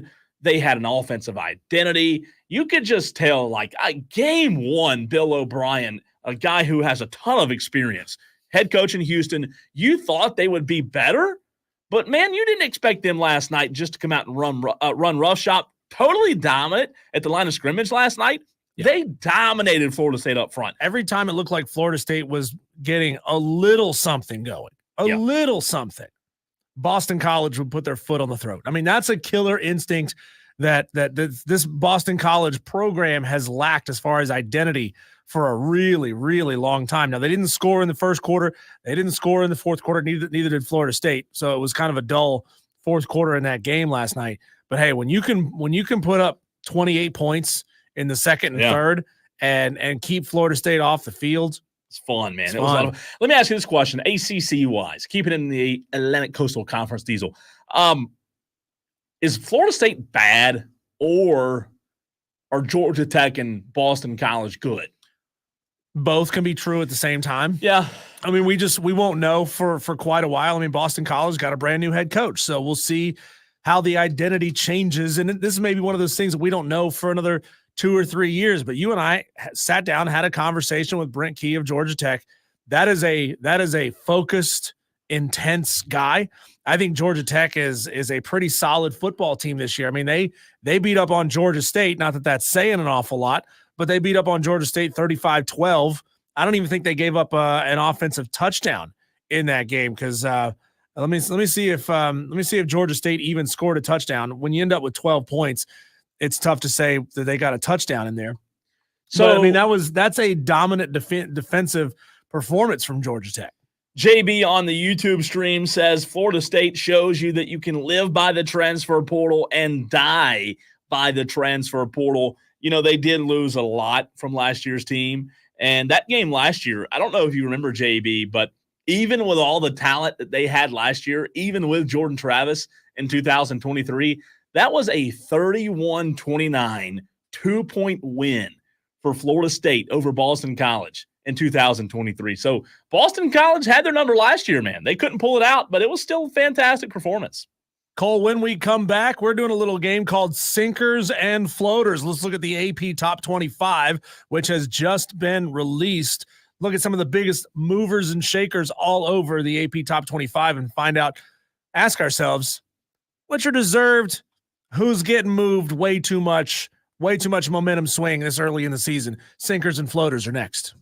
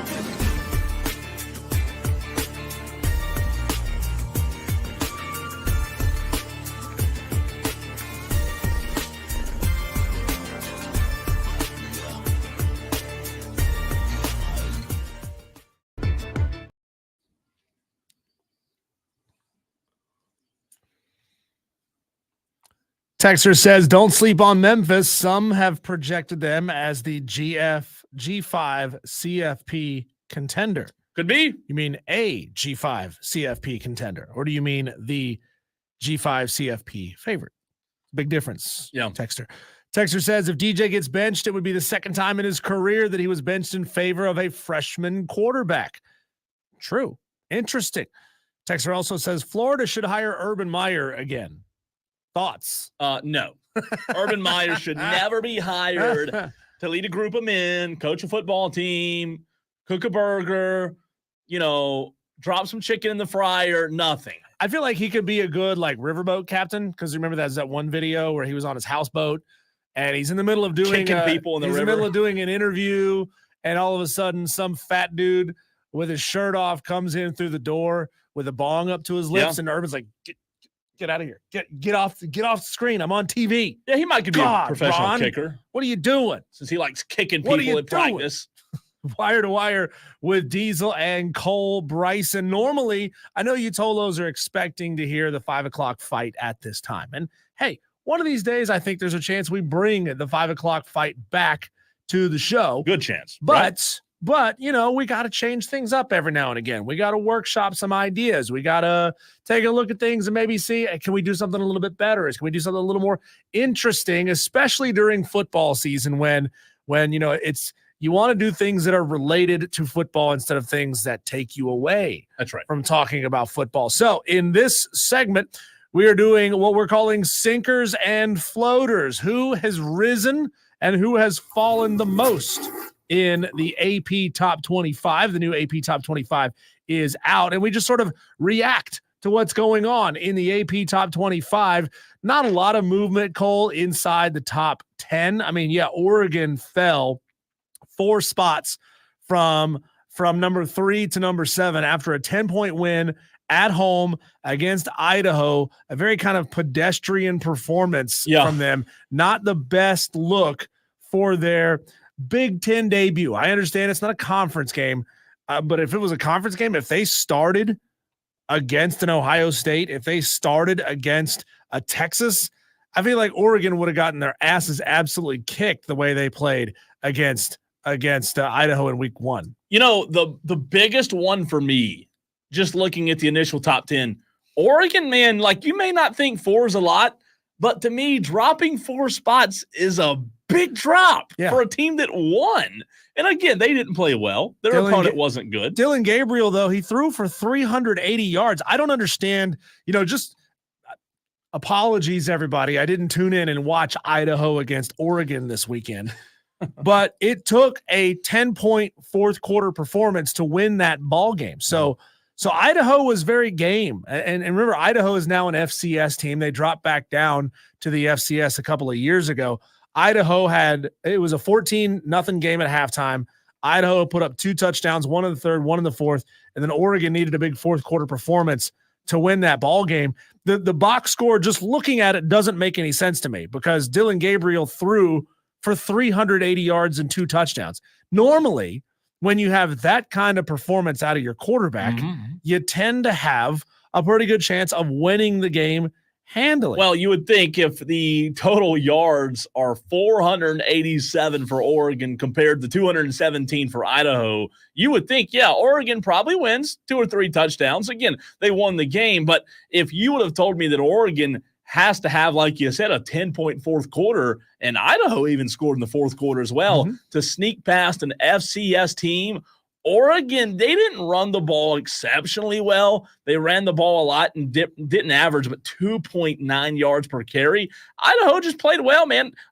Again, it's FBS comparing FBS to FCS, but I do put this in a similar situation with Old Dominion. Sometimes you just get into fights, to matchups, to styles, Diesel, where Idaho matches up better than people think. Line of scrimmage matters. What'd you call me? Idaho?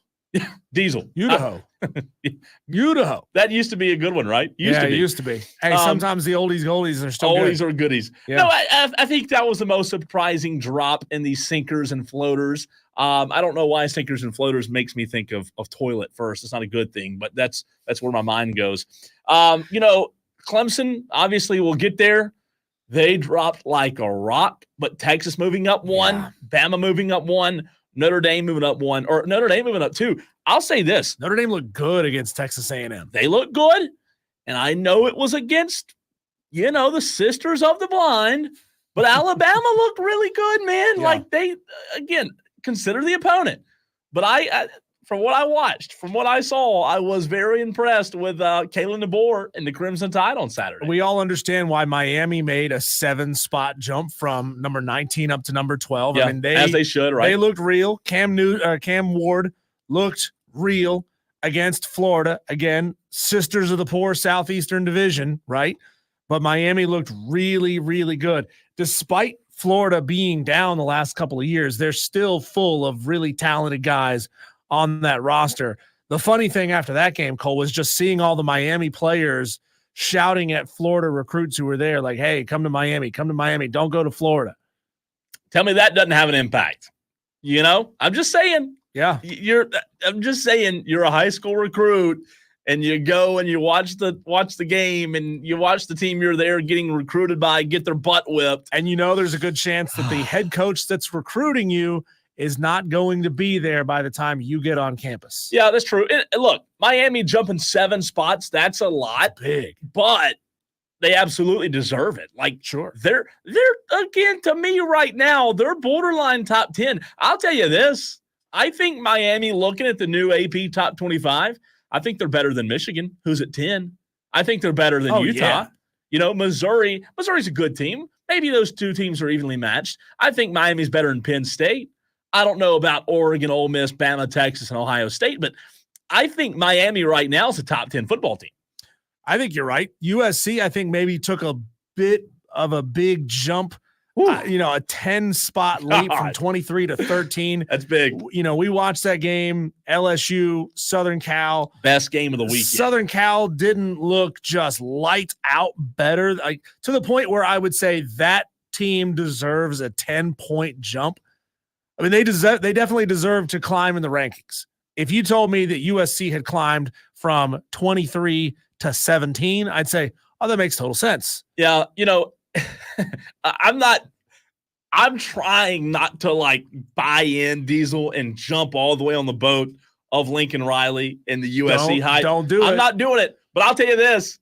I was impressed as heck by Miller Moss. I was impressed from what USC. Again, I was pulling for LSU because I had skin in the game, but I did think that it was a horrific, terrible coaching job down the stretch. If you watch that game, fourth quarter, LSU with the ball in the lead, they should have won the game. The game should have been over. They failed to put their hands on the throats of USC.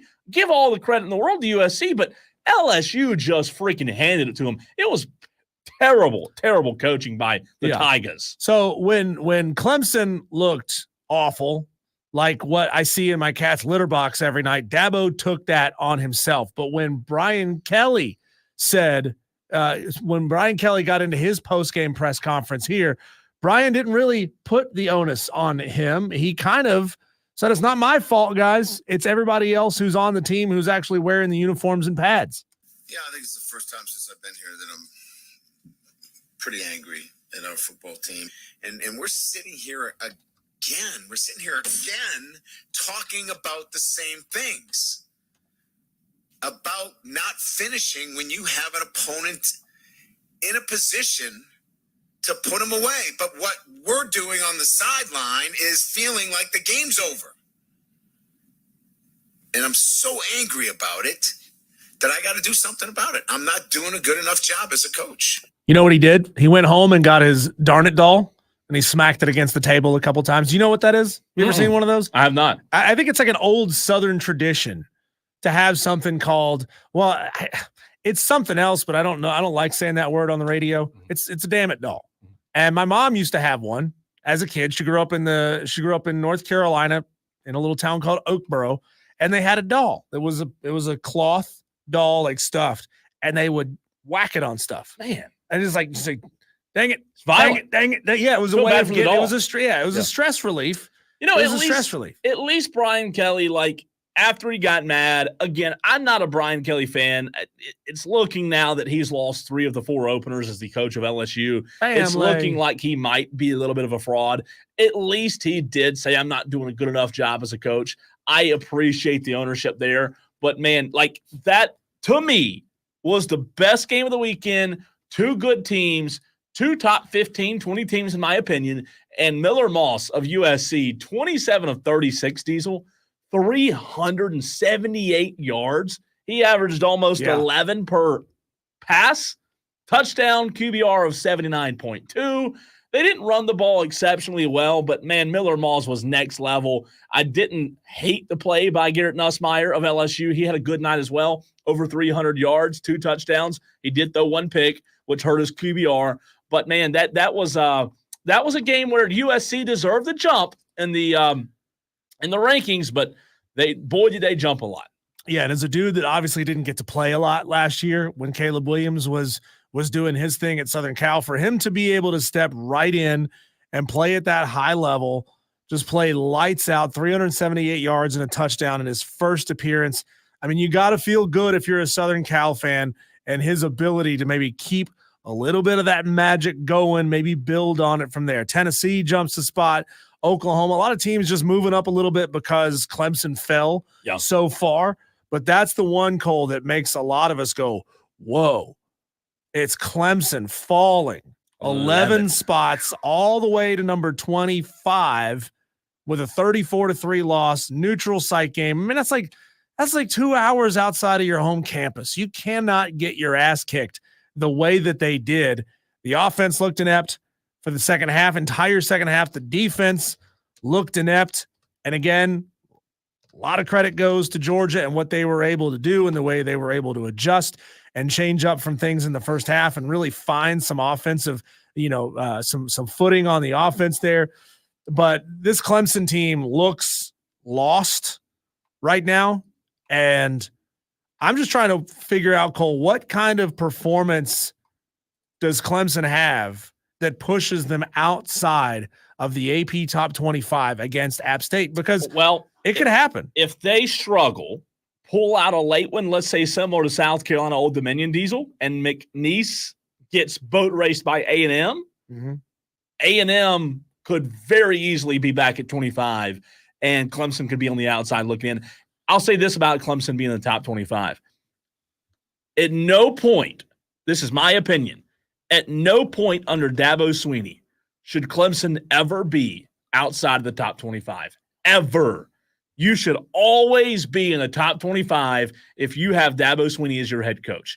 And the fact that you're 25 now, the fact that you dropped 11 spots in the first freaking game and the second poll that came out, you dropped 11 spots and you're on the verge now of being on the outside looking in. A&M received 97 votes. Boston College received 49, which is a lot. Boise State received 47.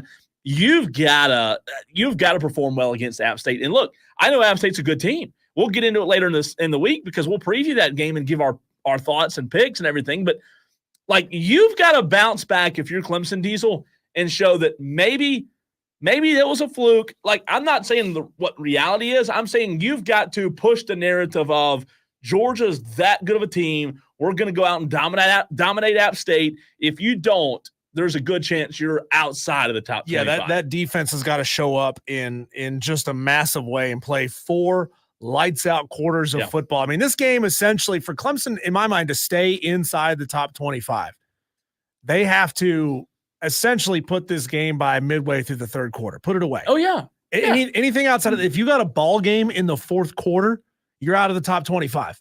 And at what point do Clemson fans wake up and say, enough is enough? I don't like being outside the top 25. I don't like not seeing a number next to our name when I look us up on the score sheet, because that's when you fall off and you fall out of the college rewind show. They don't talk about you if you're not a top 25 team.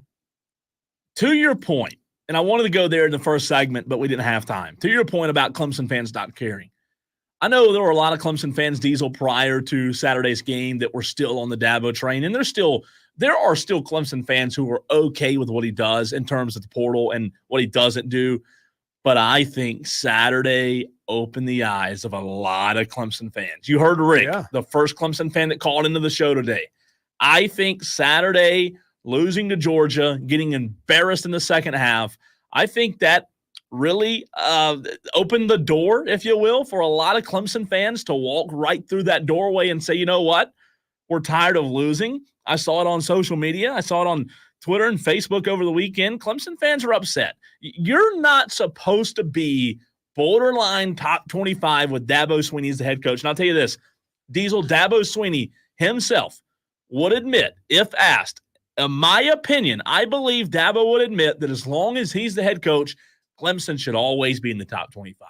Top 25 without question, because we said a few weeks ago, under Dabo, they've got to be in the playoff 3 out of 4 years. Well, guess what? 25 ain't sniffing 12. You're not anywhere close to 12 right now. Yeah. You've got a long way to go, and there's still a lot of football to play. But it is embarrassing for Clemson and Dabo Swinney on the 3rd of September to be in the top 25 at number 25. It's embarrassing for any program paying their head coach $10 million a year plus to be outside of the top 25. I mean, you're paying him to be in that position. You're paying him to get all that media exposure that you get when you're sitting right there in the top 15 in the race for the college football playoff. That's what you're paying him for. Maybe they need to cut his salary, right? But I mean, Graham Neff is never going to pull the trigger and fire Dabo Swinney. Let's be flat out. It'd have to get bad. That will never happen. Dabo Swinney would retire before Graham Neff ever fired him. And I heard Josh Pate talking about it on his Sunday show. Somebody asked, well, does Dabo have to change now? And they said, no, Dabo doesn't have to change. But if Dabo doesn't change, chooses not to change, then Clemson fans, you better get used to winning 9 football games a year. Sure. Look, I think Graham Neff, I think he would fire Dabo if it got bad. Could you imagine the stones and how uncomfortable that phone call is? Well, look, the reality of it is, I don't think this will happen. But the reality is what JB just brought up on the stream. If, and this is a big if, I don't see it happening. But if Diesel, they were to lose to App State on Saturday, there's no way you can convince me that Dabo Swinney should stay. There's no way. Wow. If they lose to App State after getting the doors blown off against Georgia, after winning 9 games the season before, you come out and open the 2024 season with a second-year coordinator, a second-year coach, or a second-year quarterback, and you're going to tell me that if you lose to App State, you're going to get up there at that podium and speak everything's fine and dandy. We got our butts enough. I promise you, if we think the phone lines are bad today, the text line is bad today, if App State were to beat Clemson on Saturday, we would not have to plan a single freaking segment next Monday. Well, and those watching on the stream, you're well aware that I'm an App State fan, that I'm rocking my App State hat. I'm going to wear a different App State hat every single day this week, Cole. I just noticed. You just noticed this. Okay. Well, App State did get Lloyd Carr fired from Michigan, so maybe Dabo Swinney could be the second head coach that happens. I mean, you don't agree? Like, if you were to lose to Georgia and App State out of the gate, yeah. Come on. I mean, what are you going to get up there and spew now? Yeah. I've said it before. App's a good program, but Dabo Swinney and Clemson should never, ever lose to a G5 team. Not after getting blown out. You've got what we say all the time. You make your biggest improvements from the first game to the second. And I'll even go on record and say if they struggle mightily and pull it out like South Carolina did against Old Dominion, there are huge, huge concerns. Creation 864 says go App State on the stream. Might be the smartest thing he's ever posted in the stream. A texter here says biggest App State fan ever right now. I have a sneaking suspicion, Cole, that we're going to get quite a few App State over Clemson upset picks tomorrow, starting at 4:00. And we had a texter earlier in the show try to get in his upset pick early. Yeah, Amazon guy, I see you. You went 2 for 2 on your picks. You're bragging about it. He should. But brag. There was a texter earlier in the show, Cole, who already tried to get his upset pick in. You got to wait until 4:00 tomorrow. Then we open it up. Let me ask this question before we run. I want to read this text. Fat Pate says, I hope App State wins so bad. Get Grandpa out of there and let him take Klubnik with him. We should have sent Dabo to the fields and kept Venables. Texter says, let's go out. Let's go out. No Clemson shirts in church on Sunday. Texter says, I think the ACC screws over Clemson and Florida State this year. As a Gamecock fan, I love it. That's where I'm going with this question. In what way? What do you mean screws them over? Keith, that comes from Keith and TR. You have to let us know, Keith. Diesel, the question is, has App State fan base ever seen a spike in fans from the South Carolina, from the state of South Carolina this week, or like they will this week? App State will have more fans from the state of South Carolina from the state of South Carolina, Diesel, than they have ever had. You will see garnet shirts turn to gold this weekend as Gamecock fans statewide will be pulling for the Mountaineers, and I can promise you, if they could find a way to order App State gear, they do it. App State will have a large fan base on Saturday night. Yeah, if App State wins that game, I'm not going home Saturday night. I'm driving straight to Columbia, and we partying. We're partying in Columbia. They'll be excited for you. They will be excited for you.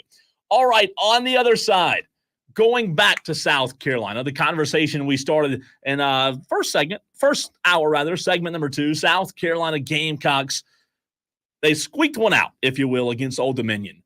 You, the Tolos, you, the Gamecock fans, what did you see that shows promise from South Carolina on Saturday? And what do you think are areas of concern when you look at this South Carolina team? We'll ask the question, get answers from you next.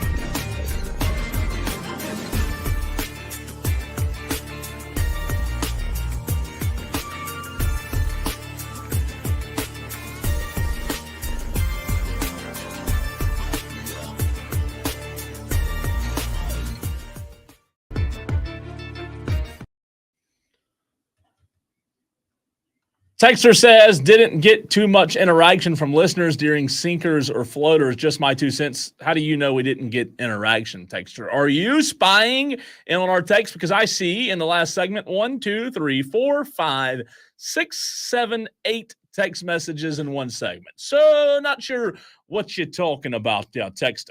All right, getting into the South Carolina Gamecock conversation, Diesel. We talked about this at 3:20. Maybe we pushed it to 4. I think we got bogged down with Clemson in hour number 1. But I want to hear from Gamecock fans in terms of where their heads are at, where their minds are at, because South Carolina, man, you know, it's going to be interesting when you look at week 2, right? Week 2, you go and you have a really big test this week on the road at Kentucky. I want to know from you Gamecock fans, where's your headspace? Where's your mindset? How are you feeling that you've had a few nights to sleep on what you saw when we look at South Carolina Old Dominion? I do think there are concerns. However, I want to know what bright spots you saw. Diesel, I know in a game like that where you have to come from behind in the fourth quarter, Old Dominion takes the lead. But I ask you the question, where do you think Gamecock fans are right now mentally on how good this team is? Because you do want to take things away from the first game. However, you don't want to overreact to it, right? Yeah, well, we know fans overreact to everything, right? So Lanorris Sellers didn't have a great day throwing the football. Didn't have a truly awful day. You know, he was under 50%, but I look at all of this with that grain of salt as this is his first game, and Old Dominion has had all off season to scheme and game plan for South Carolina. So I'm not as bent out of shape about his lack of production throwing the football as maybe some South Carolina fans are. Okay. Remember just a week or two ago, we were getting text messages saying this guy is the truth and he's going to be the greatest quarterback South Carolina has ever had.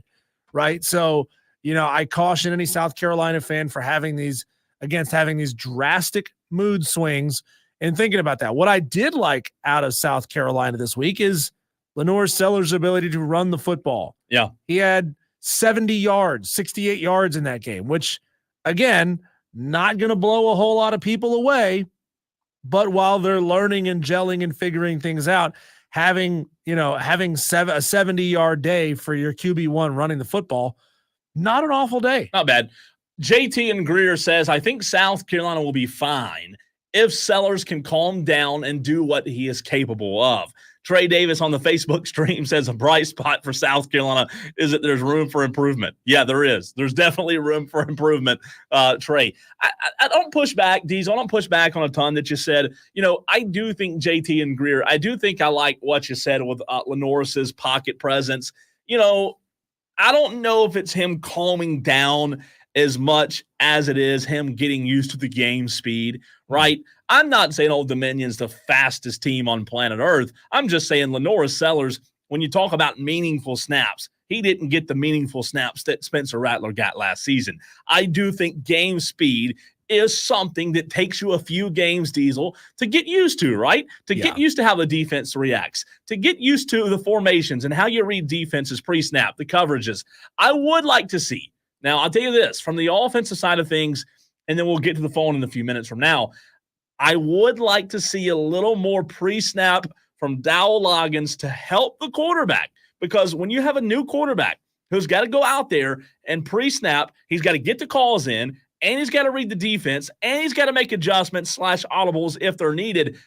If you can allow your offense, or if you as an offensive coordinator, rather, can draw up a little pre-designed movement in the backfield, a little motion to help your quarterback to assist with him, because he is starting this year as almost a freshman, right? As in terms of a rookie being out there calling the plays 100% of the time for the first time. Maybe Dabo Loggins, maybe let's mix in a little pre-snap motion to help Lanorris Sellers see what covers the defense is in. Give him a little candy. Give him a little something that he can read and feed off of, rather than putting all of the weight on his shoulders. I think he will get tremendously tested on the road Saturday. I know Old Dominion's Old Dominion, but I think this is a bigger test than people realize on the road in Lexington. Yeah, and you got to give South Carolina's defense the credit there, being opportunistic, forcing and or capitalizing on 4 Old Dominion turnovers. Again, that's one of those stats when you really start looking at it and saying, wow, 4 turnovers. We should have beat this team by 28 points, right? So you were able to get the turnovers. Defense played well enough to get the turnovers, but you weren't doing a heck of a lot to capitalize on it. And that is one of the most concerning things for South Carolina. It is concerning, and I'm with you. I said it earlier in the show. Being there Saturday, I was very impressed with South Carolina's front, their defensive line especially, man. I thought they played well. And when you look at South Carolina up front, they do have more depth. Shane Beamer's right. They do have a little bit more depth this season on the defense side of the football, and they're going to be able to do a little bit more rotation this season when you talk about those linebackers and defensive linemen. I think that's going to be a big part of it, so I'm excited to see. 844-FAN phone's the way you can get in touch with the show, 844-326-3663. JD wants to chime in. What's up, man? Hey, gentlemen, thanks for taking my call, as always. So, yeah, I just wanted to hit a few negatives and a few positives, as y'all were mentioning. I'm going to rattle a few off, and I'll hang up, and I'll listen to your thoughts afterwards. So, 9 rushes in the first quarter for Lanorris Sellers was very alarming. I know that a few of those plays, he took off running a little soon. My big issue, though, is if he wasn't comfortable playing at home in his very first game, he's going to be just like you just said a minute ago, Cole, he's going to be very uncomfortable playing on the road this week at Kentucky. That stadium, I mean, they've been raucous before. They always await this matchup between Bob Stoops and Shane Beamer. So I'm worried about Lanorris Sellers here this week. He did say he needed to calm down and play a little bit more. I'm also very concerned about the offensive line. Looks like Swiss cheese yet again. Every time, listen, somebody tried to tell me I need to do more film study, and I was like, bro, first of all, I don't watch commercials, all right? So I'll watch every play initially, and then I go back and I'll watch each play 2 and 3 times, and then I fast forward through the commercials. So somebody tried to tell me I need to do more film study. I did my film study, and what I saw was offensive linemen were way too quick to go help the person beside them. So if anybody ever figures out, hopefully no coaches are listening, if they delay blitz or stunt on us this year, we're toast. Because offensive linemen, they would just be like, oh, let me help this guy, instead of continuing to scan the field for someone to block. So negatives were Lanorris Sellers wanted to take off too quickly. Wide receivers didn't do anything to bail him out. -3 passing yards in the first half. And then positives, Dylan Stewart and Kennard. If you haven't watched Dylan Stewart, holy God, 5-star true freshman. My dude balled out and was absolutely just turning the corner around Old Dominion. So, hey, be blessed, Gamecocks. Hopefully we have a better week this week. Thank y'all again for taking my call, and I will listen to your thoughts. 844-FAN phone. That's 844-326-3663. To the defensive point with Stewart and those guys, look, defensively, South Carolina is going to be good. I really do. I think they've got a lot of young guys that are going to be good. I don't know, Diesel, when you talk about the pressure cooker that Shane Beamer's in, I don't know if 4 years from now Beamer will be there when a lot of these guys are upperclassmen. But, boy, they do have a chance to be good defensively. So I don't disagree with you there, JD. You know, offensive line, they weren't great. I don't think they were terrible, but I'm looking for them especially to be the position group that makes the biggest jump from the first game to the second. Yeah, and JD did point out on the text line, he says, Diesel, let's not act like Lanorris Sellers didn't tackle his own running back. That did happen. That was bad. that did happen. I mean, he probably thought he was putting his hand on his back to push him forward, but that took him down. It was bad. In the process. The running back was so mad. Yeah, he was so mad. That's ugly. Yeah, I mean, the offensive line, as the texter said before, has nowhere to go but up. Give them time. Give them time to gel. I know South Carolina fans are real bent out of shape about the way that game looked and the way you had to beat an Old Dominion team, again, that committed 4 turnovers in that game. But appreciate the fact that you got the win. And you're starting the season 1-0. You know, who was it? Panthers Culture on this show a year ago said a year from now, people don't remember context. So people aren't going to remember what happened in this game. They're not going to remember that it was a 4-turnover game for Old Dominion. They're just going to remember, oh, they started the season 1-0. And then they made an improvement going into Kentucky. And they better. And he's right. That offensive line, they were kind of tripping over their own feet a lot. So Dabo Williams, man, not to cut you off, Dabo Williams defensively, to JD's point, they've got some dudes like Dabo Williams, Dylan Stewart, Jalen Kilgore, who made the kind of game-sealing pick. They've got dudes defensively that should, back to your point, be good enough to help the offense, Diesel, when the offense can't really get out of tough situations. I think this defense might surprise some people.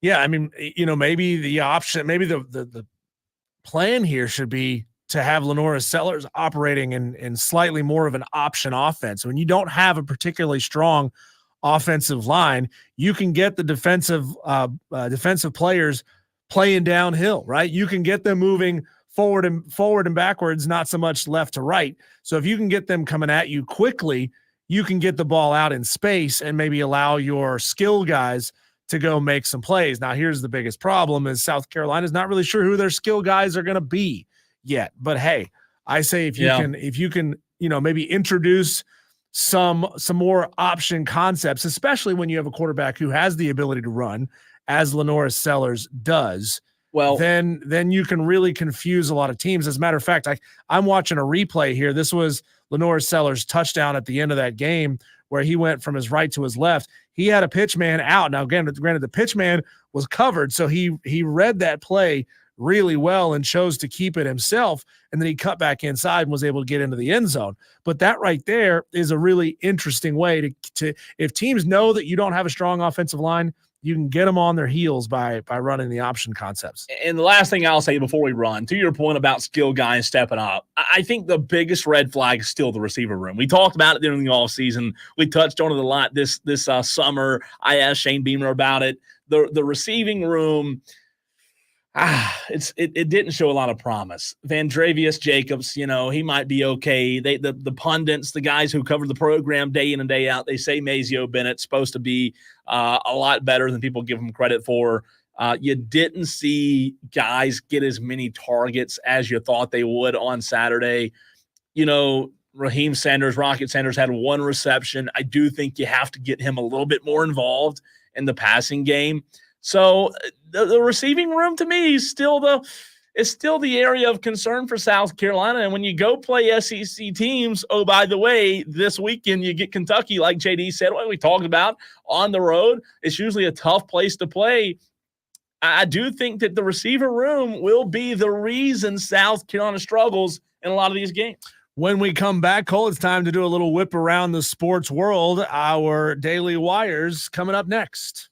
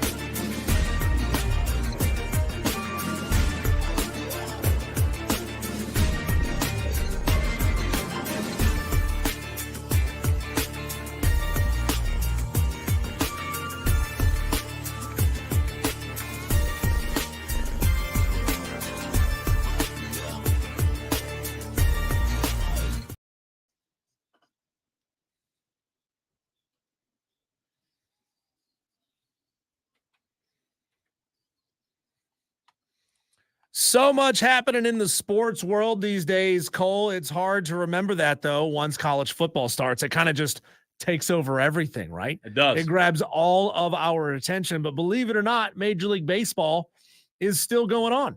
It's still happening. The Atlanta Braves lost 3 of 4 over the weekend to the Phillies and now are 7 games back in the NL East. They were catching up, Cole. Well, they tried. They got to within 5 games and then crap the bed. Yeah, they beat the Phillies all year and dominated the Phillies all year. But when it came down to the wire, when they needed the wins at the end of the season, you're right. They could not finish. The Braves will host the Rockies today at 7:20. First pitch, Chris Sale is on the bump.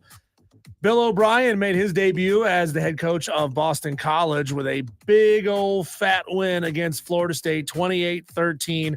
Watching that game, every Clemson fan is like, see, that's why we had to get rid of DJ. Because in big games, when it really matters, DJ falls apart.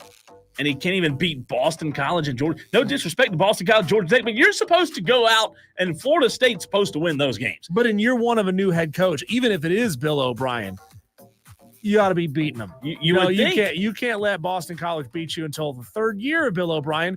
And most of the time, there is no 3rd year of Bill O'Brien because he got hired. He gets hired somewhere else. But what does that say about Bill O'Brien last night going up against Mike Norvell, who a lot of people are high on, and I get it, or were high on. I understand it. But look, man, like Norvell showed last year that he can win a lot of games with a lot of transfers, but this year the house left, everybody in the club left, and you're 0 for 2. Bill O'Brien outcoached your butt last night. And, man, Boston College looked like a good football team.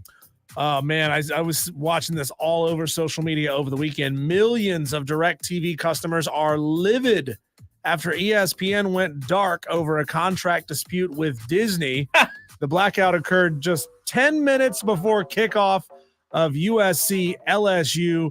And I seem to remember the same thing happening every with year. Spectrum and Disney a year ago. It did. Obviously, they planned this contract to be due right before college football season starts because they want to put these TV providers in a tough spot where they know that millions of customers are going to want to watch these games, and you better pay us what we want or else we're going to pull our contract. And it is shady of Disney to pull their content 10 minutes before the kickoff of a big game. At what point do people start blaming Disney and say, you guys need to stop doing this to all these poor, innocent TV providers? They've got them right by the old Cajones. There you go. Yeah.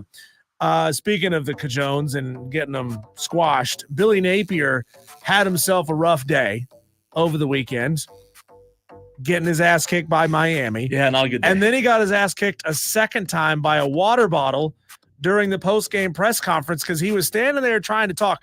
And Cole, how many times in your life do you think you've done this? Twist on a water bottle? That was the best part. He couldn't get it open. He couldn't get it open. He tried again. He went back to it again. And he even winced a little bit. I mean, if that's the case, I think somebody tightened it. Crack a joke, Billy. Crack a joke. Be like, man, this bottle cap's paying better defense than we did today. You've got to make light of that. Got to. I know you just lost, but that is I watched it like 4 times. It was so good. It's so funny. Which water bottle is the more famous water bottle? Billy Napier's bottle that he couldn't get open, or Brian Kelly's water bottle that went airborne after this happened?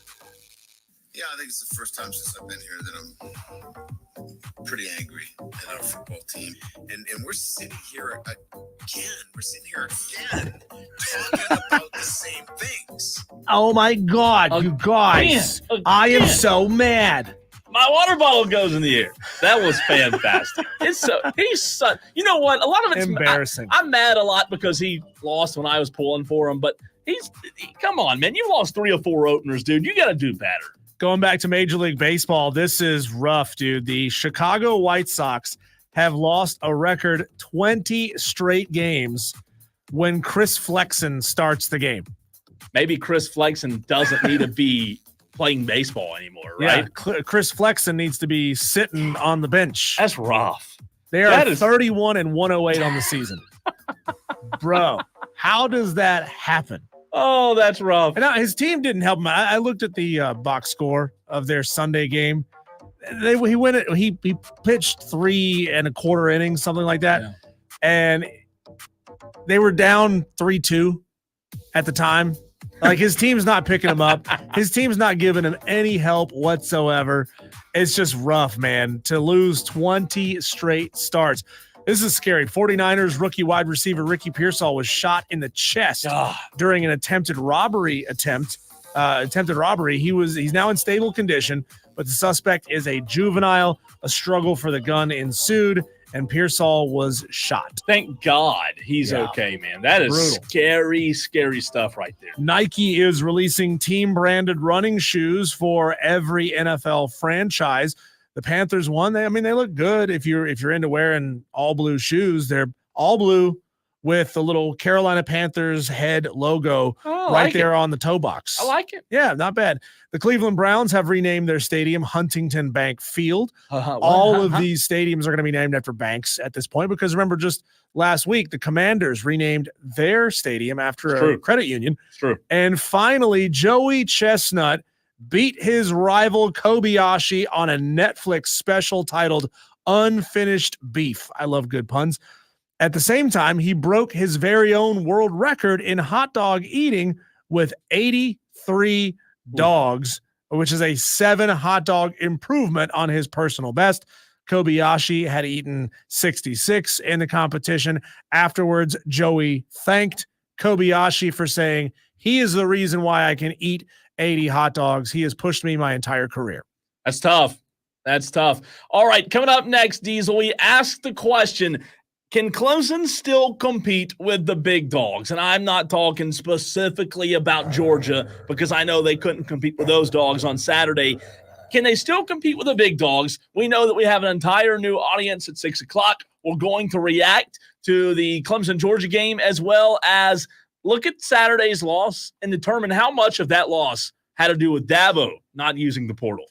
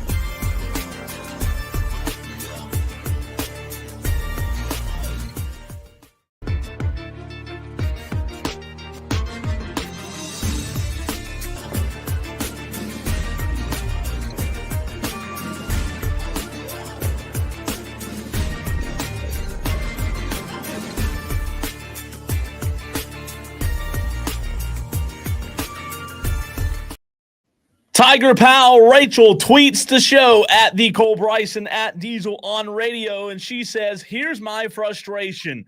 Clemson had 2 seasons of pedestrian offense, had all offseason to fix us, told us everyone looks better. We have awesome freshman receivers. Game day, we hardly see those freshmen, and offense looks the same.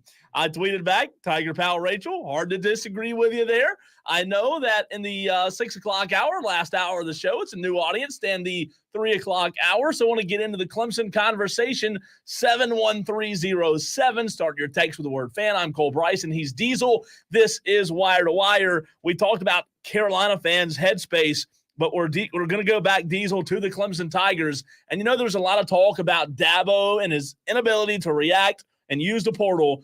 But I'm here to tell you today that Dabo Swinney, this isn't said a lot, but I think that Dabo Swinney has the best job in all of America, where he can go and he can get blown out by Georgia to start the season, to open the year. And guess what? The reality of it is, Diesel, Dabo Swinney will not have to worry about an embarrassing loss like that, in my opinion, for the rest of the season, because he's in the ACC. If he were to play in the SEC, think about it. If you were to lose the series opener, the season opener to Georgia, and you have an SEC schedule, and you get blown out like that, what's to come the rest of the season?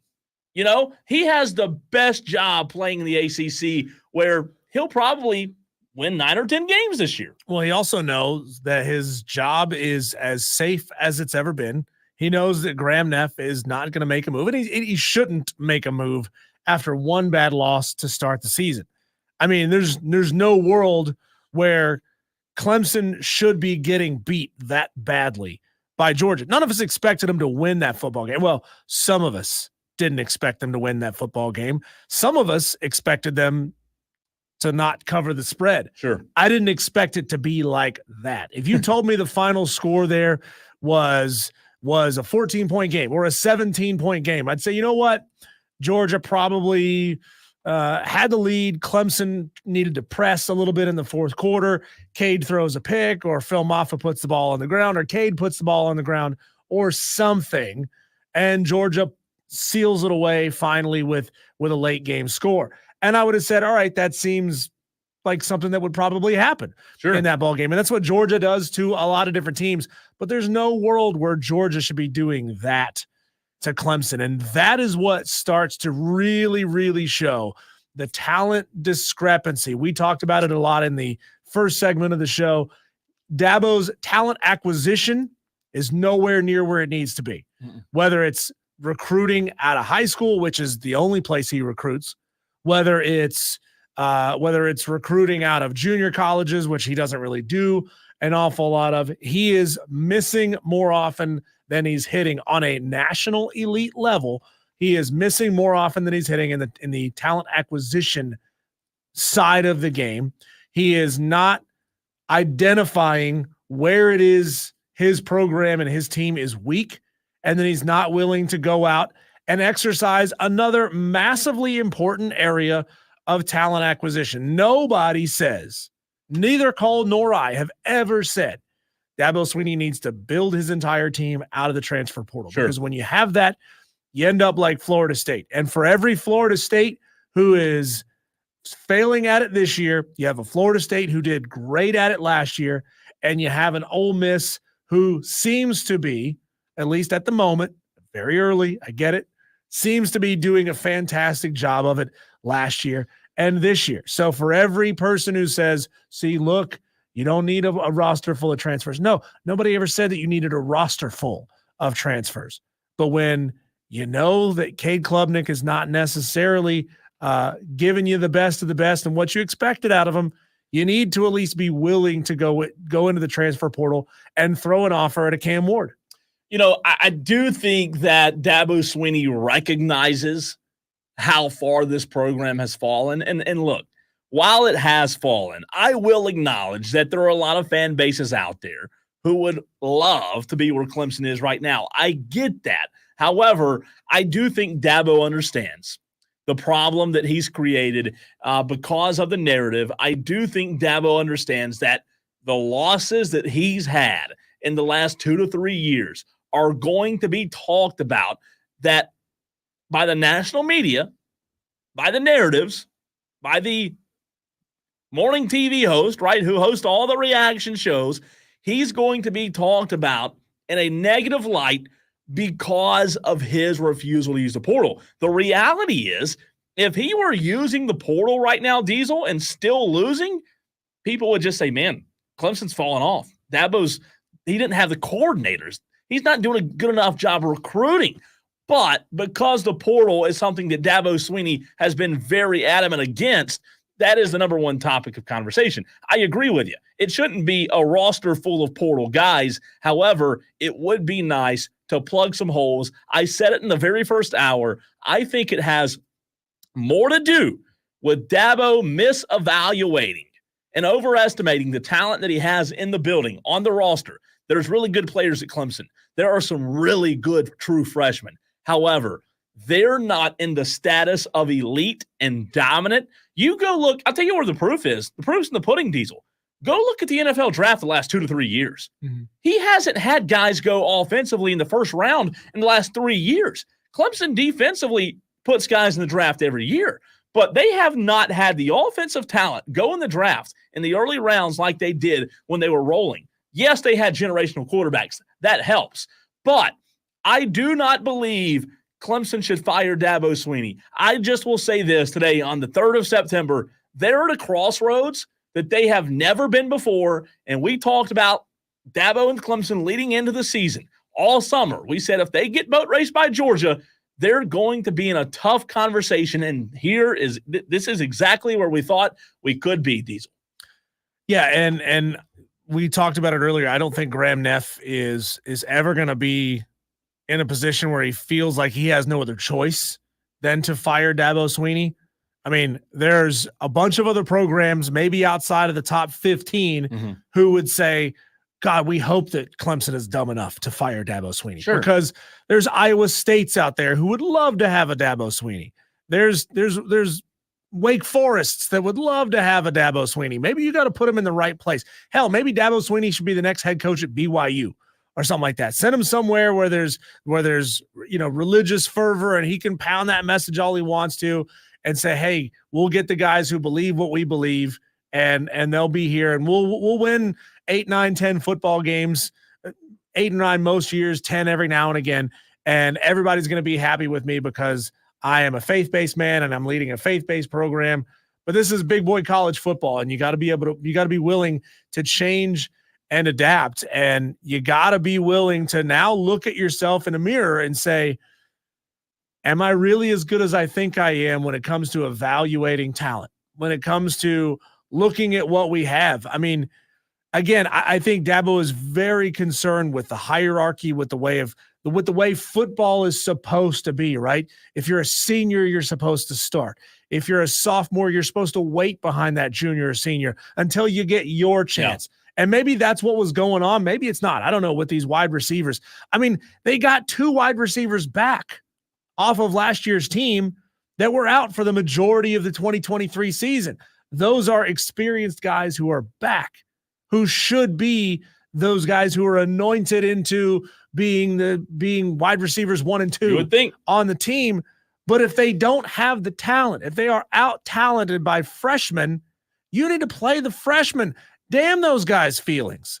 I don't care if they get mad and they want to. Maybe that's the reason why guys don't transfer out from Clemson, because they know beyond a shadow of a doubt that by the time I'm a junior and I'm a senior, if I'm one of the best players at my position on this team, I'm not talking about the 3rd string punter. I'm talking about a really good wide receiver, a really good running back. I know I'm going to get my chance.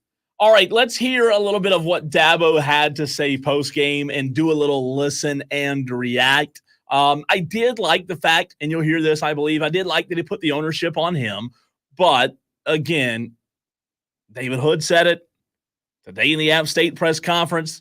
Dabo seemed a little chippy. I thought Cade played well. Whoa. What did you just say? Stop right there. We didn't even get 2 seconds. Before you got to lie. Oh my gosh. I thought Cade played well. I thought Cade played well. Well, let's go look, Dabo. Again, for those that maybe just tuned in, for those that don't know me, I love Dabo Swinney. I think Dabo Swinney is a very good coach. I do not think Dabo Swinney has a pulse on where he needs to be. I think Cade played well. 18 of 29, 142 yards. He averaged 4 yards per pass. No touchdowns, 1 pick, a QBR of 40.8, and you think Cade played well. What? How do you defend that?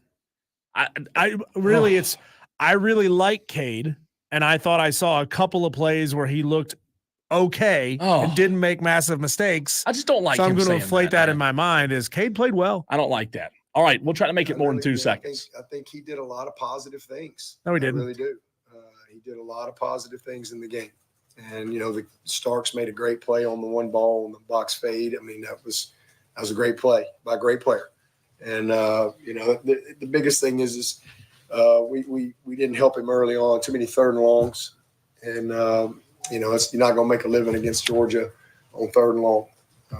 But he's right there. 3rd and long is, I said it last week, that is the complete opposite, Diesel, of opportunistic, right? Right. 3rd and long against Georgia, dude, you cannot put yourselves in 3rd and long against Georgia. That is a death sentence. That is a death sentence to the Clemson offense, and then you're putting your defense in another terrible position. Another terrible position. But I think there were a lot of bright spots from Cade, and he's also one of those guys I'm really proud of from just comments in the locker room. That's what leaders do. So that kid will show up Monday ready to go, and he's just going to keep getting better. But I thought he competed his butt off. I thought he spent the entire offseason getting better. What we saw on Saturday was not getting better. I didn't see any better. And again, I saw worse. Badly too. I saw worse, and I didn't get a chance to ask this question of David Hood. And I understand 2 of these numbers I'm about to give you are an extremely limited sample size. Yeah. But Cade Klubnik's completion percentage has dropped every year from 2022. Granted, very limited sample size. I think he only threw like 45 or 50 passes in 2022 to 2023, having the entire season to himself as the starter, and then to the one game against Georgia, against easily a top 5 defense in college football. I get it that it's a small sample size, but his completion percentage went down from 67% to 64% to 62%. Cade Klubnik is not getting better. He is staying the same at the very least. Madcraft on the stream asked, did Cade do what was asked of him?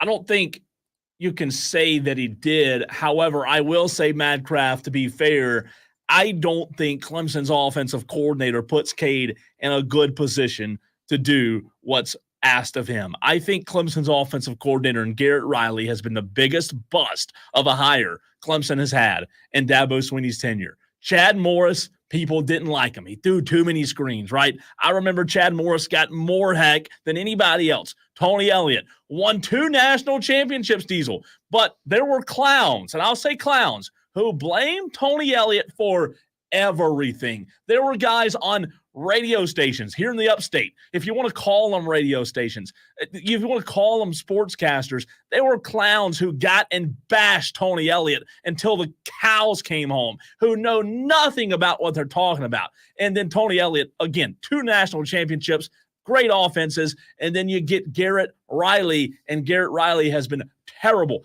I remember listening to people just on and on and on about Tony Elliott until the freaking cows came home, and boy, do you look stupid now. Boy, do you look stupid, because I think Clemson fans would much rather have Tony Elliott right now than Garrett Riley.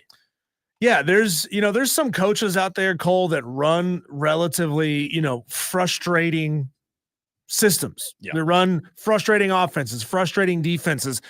And it's one of those things, like we don't give anybody time to develop, right? We don't give time for people to think. Sure. But ultimately end up finding a lot of success doing what it is that they do. A prime example of that is a guy who has been around in this game for decades and knows a lot more than a lot of other people know about defense. Ted Roof, defensive coordinator. I think he was at Oklahoma recently. I'm not sure where he is at the moment, but before he was at Oklahoma, he was at App State as the defensive coordinator. And App State was used to having lockdown defenses where the opposing team, even the good teams that they were playing, top half of the conference teams that they were playing, could not run the ball on App State. The secondary was just locked down. Really, really good defensive schemes. Ted Roof comes in, starts giving up a lot of yards for his first 3, 4, 5 games of his first season there, and then eventually starts to figure it out. Those defenses get better and better. Yeah. By game 5, 6, 7, 8, 9 of the season, those numbers start coming way down as far as the offensive production for the opposing offenses.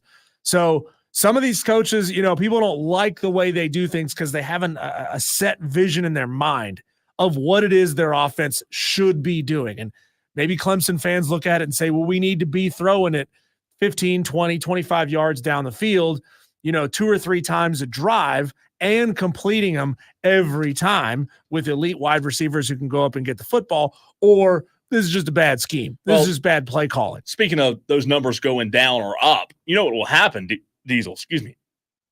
You know exactly what will happen. The narrative from Clemson media, I'm not saying all of them, but some of them, Clemson fans, the narrative, this is what could happen. They could go beat App State and look good. They could go beat NC State, who David Hood said was overrated. I don't disagree with him. They could go beat NC State, Diesel, and look good. Then guess what? They play Stanford. They go beat Stanford and look good, right? Then they go beat terrible Florida State, who can't even beat themselves and hit the broadside of a barn. Wake Forest, you go beat Virginia. Well, guess what? The numbers going into that bye week on October 26th could be off the charts. Cade looks fantastic. The defense is great, not giving up any points. And guess what the narrative is? They've won 1, 2, 3, 4, 5, 6 games in a row. They're 6-1. They're back. We told you. You got to give Dabo time, but look who they've played. They've played Florida State, who can't even function, Wake Forest, Virginia, Stanford, App State, and NC State. That could very well, and that's no disrespect to those teams, but that could very well happen because they do play in the ACC. It's just reality. Yeah. Texter says, did you see the stat that Clemson under Streeter averaged 5.6 yards per play in 14 games? Under Riley, they've averaged 5.16 yards per play. It doesn't surprise me. They've averaged 5.16. It doesn't surprise me at all. Yeah, and that's one of the toughest things about not really being able to talk to coordinators during the season. You can't ask Garrett Riley these questions. You can't ask him what's going on. You can't ask him, is Cade doing what you're asking him to do? Is Cade capable of doing what you want him to do? All you can do is talk to Dabo, and Dabo's never going to give you a straight answer, ever, on that stuff. Well, I really like the things that Garrett's doing and really seeing some improvement out there. And Cade is getting better, man. He's a fighter in the locker room. He's got great leadership. We don't really care about that. We care, can he complete the pass when he needs to complete the pass that gains the first freaking down? Yeah. I just hope, to put a bow on it, because I know we have to run, I just hope and pray that Clemson fans who made the trip to Atlanta, and I know a bunch of them, I have good friends who did, I hope and pray, Diesel, that they don't allow themselves to get sucked into what I just said. You got to qualify things in your own mind. Well, again, you go beat App State, you go beat a ranked NC State, and they'll say they just beat a ranked opponent. Then you'll beat Stanford. You'll go to Tallahassee and beat the boys in Tallahassee who can't even find a quarterback. And then you'll beat, Virginia, and you'll think you're on top of the world. And all of a sudden, that faith back in Dabo Swinney will be built back up. And Clemson, I have friends who are the same way. They won't see, and again, I'll make no bones about it. I grew up a Clemson fan. I have friends who will not see reality for what it is. You better hope, like that by Saturday, November 2nd, coming off a bye, in which case there's a very good chance that you rattle off 6 games in a row. You're sitting at 6-1. Yeah. At the very worst, you're sitting at 5-2. You're coming off a bye, hosting Louisville. You got to win that game. And you don't look good against Louisville. At home. Louisville, granted, against Austin Peay, 62-0. Louisville's good. You don't put up 62 points when you're not doing something right. Again, I understand that it's against Austin Peay, and you vastly out-talent a team like that. But look at that schedule after Louisville. Virginia Tech, Pitt, Citadel, South Carolina. Yeah. I mean, there's a good chance, to David Hood's point, there's a good chance they win 10 games. Yeah, and good God, I don't even want to talk about Virginia Tech and the crap in the bed that they had. That was bad. Against Vanderbilt. You going on a stadium where basically you're playing in a parking lot with no stands, and you get beat Bad. on the road at Vanderbilt. When we come back, Cole, people like to use the word homer like it's a 4-letter word, like it's an icky word. Homer. I'm here to flat out tell you, it's good to be a homer. It's great to be a homer, even at the tippy top, highest levels of the game. We'll talk about that next, right here on the Fan Upstate.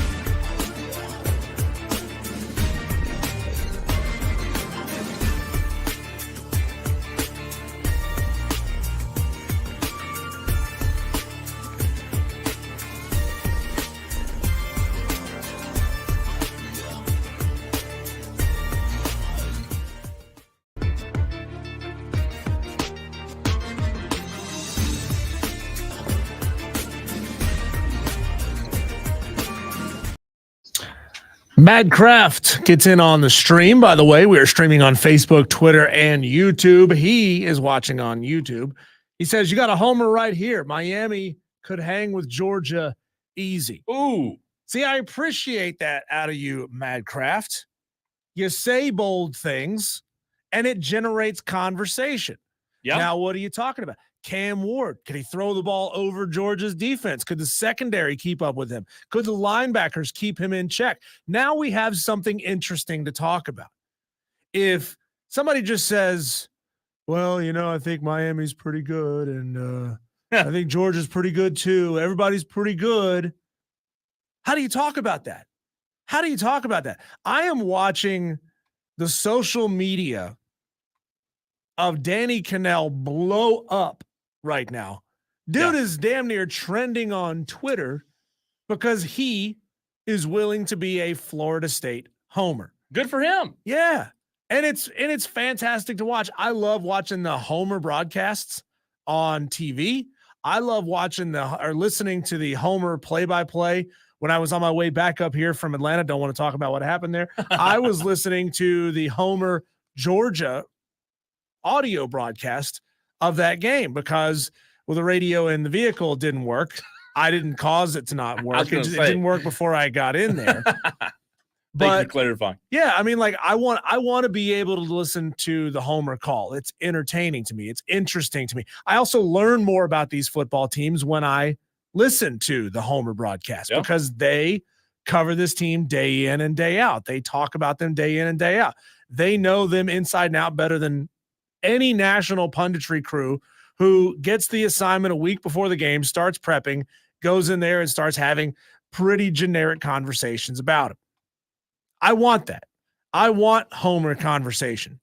I mean, we even get people, I saw tweets last night, Cole, saying that this play-by-play crew calling the Florida State Boston College game wants so badly for them to win. Ooh. You guys realize that they gas up whichever team is down in the game to see if they can get some momentum going. Well, they don't want to lose ratings either. They don't want to lose ratings. So so if Boston College gets up 17 points in that game, do you really want to listen to them talk for, the last 20 minutes of the broadcast during the game? Oh, look how good Boston College is. Didn't expect Boston College to be this good. Wow, Bill O'Brien, he's really turning things around. Aren't they great? No, you want them gassing up the Florida State players and saying, wow, these guys, they got so much talent on this team. They feel like anything could pop at any moment, right? They're trying to build that tension and keep you into it. And they're good at it. So homer broadcasts, and that's the national broadcast, right? They're meandering back and forth on which side they're playing homer on to keep you intrigued, to keep the average viewer who doesn't know anything about these teams intrigued, to give you a reason to stick around to say, ooh, this Florida State team, they've got a lot of talent on this field. They can get back in this game. It's better that way. Scrolling through, looking at the Danny Cannell tweets, they are freaking hilarious. So the best one yet is, I don't know if you saw this or not, Diesel, someone photoshopped Danny Cannell's profile picture on Twitter with the tweet that was a real tweet about if Florida State loses to BC this weekend, I will eat dog bleep out of a red Solo cup with a spoon and post a video of me doing it. Book it, right? That was a real thing that happened. However, they put Danny Cannell's face with the tweet to make Danny Cannell look like he said it. So are we sure that that's a real tweet? Because it's like at 321 Knowles or something like that was the name of the account. I think the real one deleted his Twitter. I've seen the profile photo of this real one. Oh, and it's an AI generated photo. It's a guy with a beard with sunglasses on. He's got a Florida State shirt on, Florida State hat on, and in his right hand is a cigar. Yeah. But the problem is it's not actually in between his fingers, like somebody holding onto a cigar the way I'm holding on to this TV remote in the stream. He's got his hand like this, and the cigar is across his fingers. Like it's an AI generated photo. And I'm not putting it past Elon Musk, who I believe is a total scumbag, to create things like that to get people paying attention to these programs, to get people engaging more on social media, right? Like he's got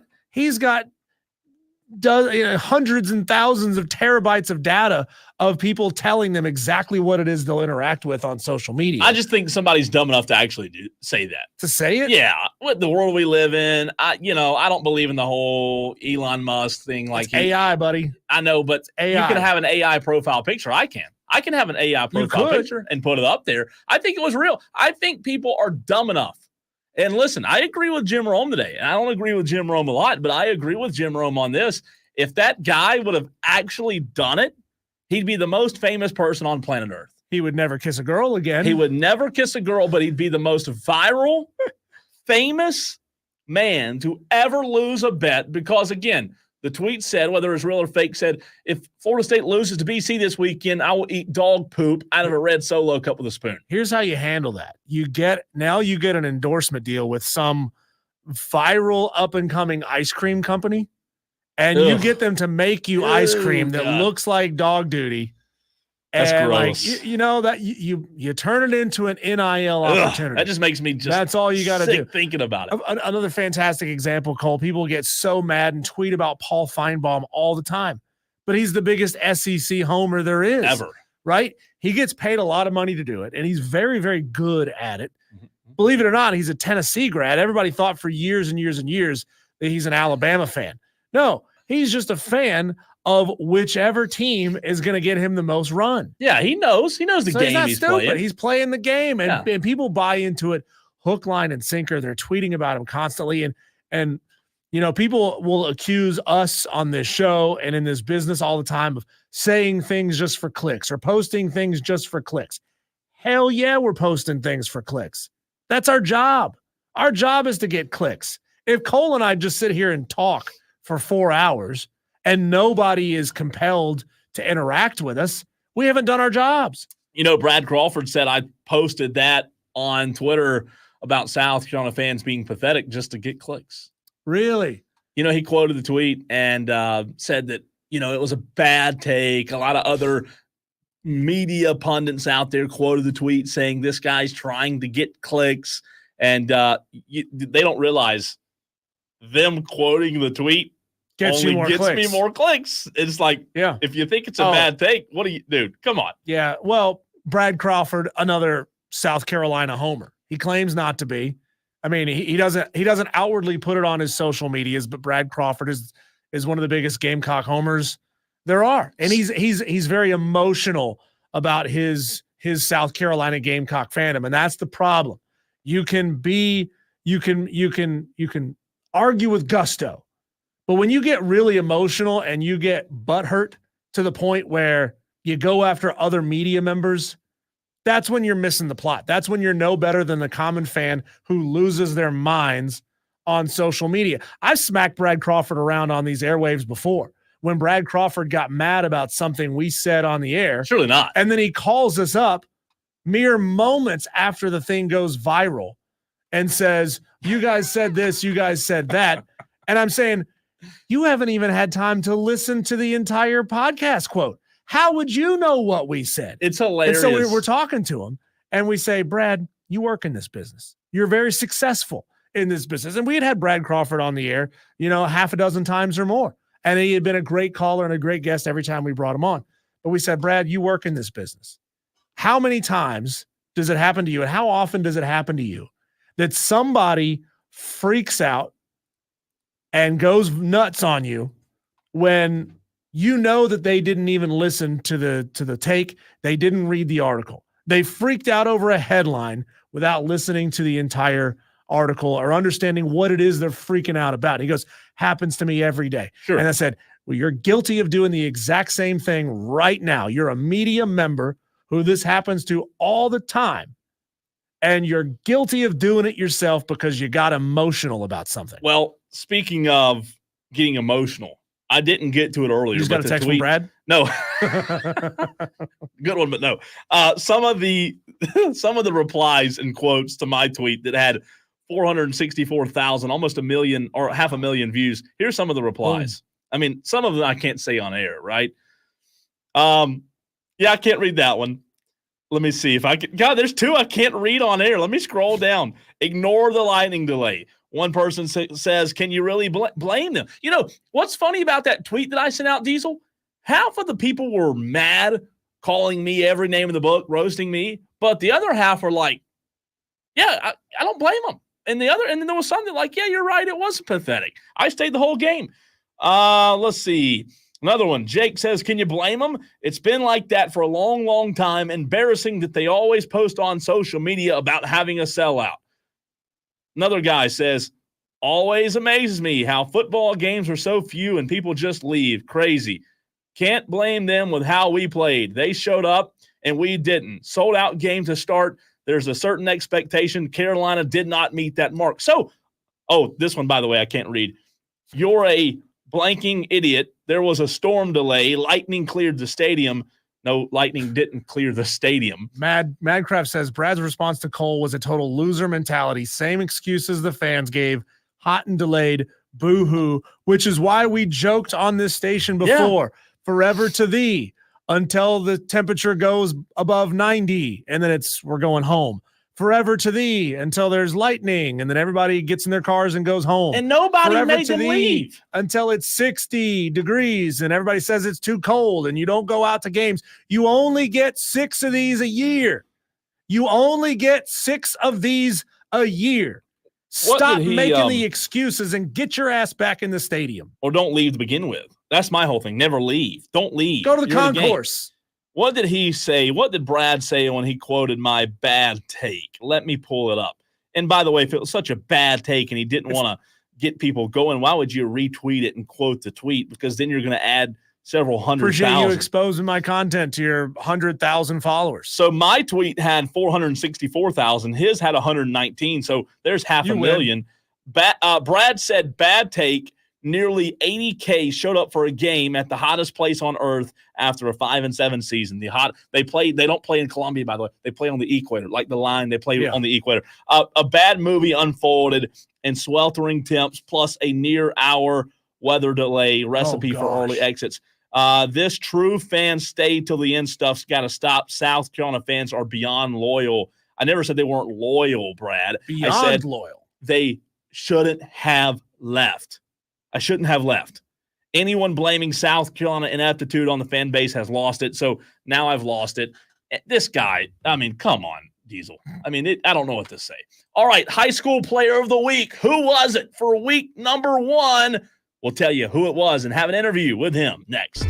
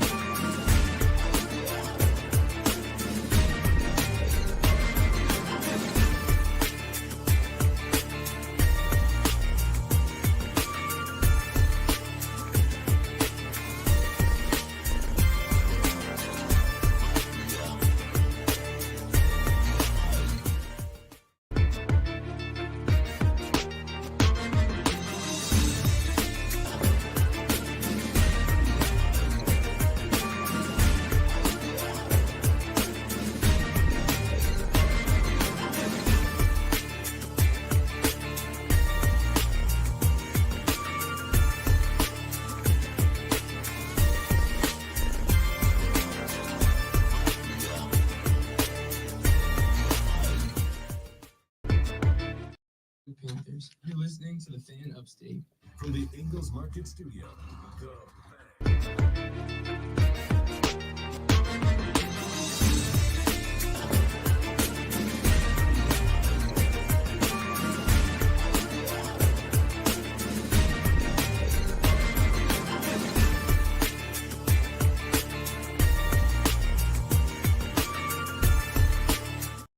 Wrapping up the program, final segment of the day. So good to have you along with us. He's Diesel. I'm Cole Bryson. This is the Fan Upstate. Want to get to the Week 1 Player of the Week. He had a fantastic performance against JL. Man, he is number 0, Andrew Roop of Gaffney. Andrew, obviously you've had good games in the past, man, but when you have 9 tackles, 3 tackles for loss, 2 touchdowns, 35-yard rushings, 2-point conversion, a blocked punt, and a recovered punt. It's a pretty good night. Congratulations, and walk us through Friday night for you, how you found so much success. Yes, sir. Thank you. We came out the gate. You know, we knew JL Man all week. We talked about JL Man. They're a great team, and we knew it was going to take a really good game by the whole team to beat JL Man. They beat a team week 0 59-0, something like that. So we came out there and we knew it was going to take everything we had. So I was prepared to play defense. If they needed me to run heavy, I was prepared to run heavy. We had a couple other people on the team. Cedric Surratt, he played nose guard for us on defense. So we just knew the whole week it was going to take everything we had to beat a team like JL Man. So that's what I was prepared to do. I was prepared to do whatever it took to win the game. Andrew, talk about what it's like to be the guy that's brought in heavy package situations. I mean, that's got to be like being a stunt man where you know your job is to go drive through a brick wall. Like, you know that the entirety of that defense, as soon as you hit the field, they know you're getting the ball. You know you're getting the ball. So they're all coming down at you. Like, what goes through your head? Do you get a little smirk in your mind, a little smirk on your lip and say, yeah, I'm about to bowl you all over. Come and get me.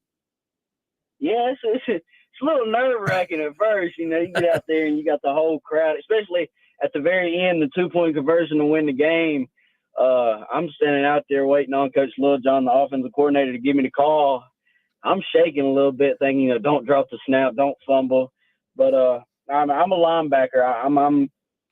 I'm used to getting in the mess of stuff, playing in the box, getting hit, dealing with the O-lineman. So I guess I'm a good candidate for just getting the ball, put my head down, but I know it's coming. I know it's most of the time it's going to be a big lick up front. But honestly, a lot of times I get the ball and there's a hole open wide up for me because of our offensive linemen up front blocking for me. And we have, I would say, the biggest offensive line in South Carolina right there in front of me. We got Shed Surratt, Calvin Brooks, Scotland Dover, and then 2 of our defensive linemen, Keelik Harris and Josh Corey, all up there blocking for me. So it's really hard to be scared back there when you have that big of bodies up there blocking for you.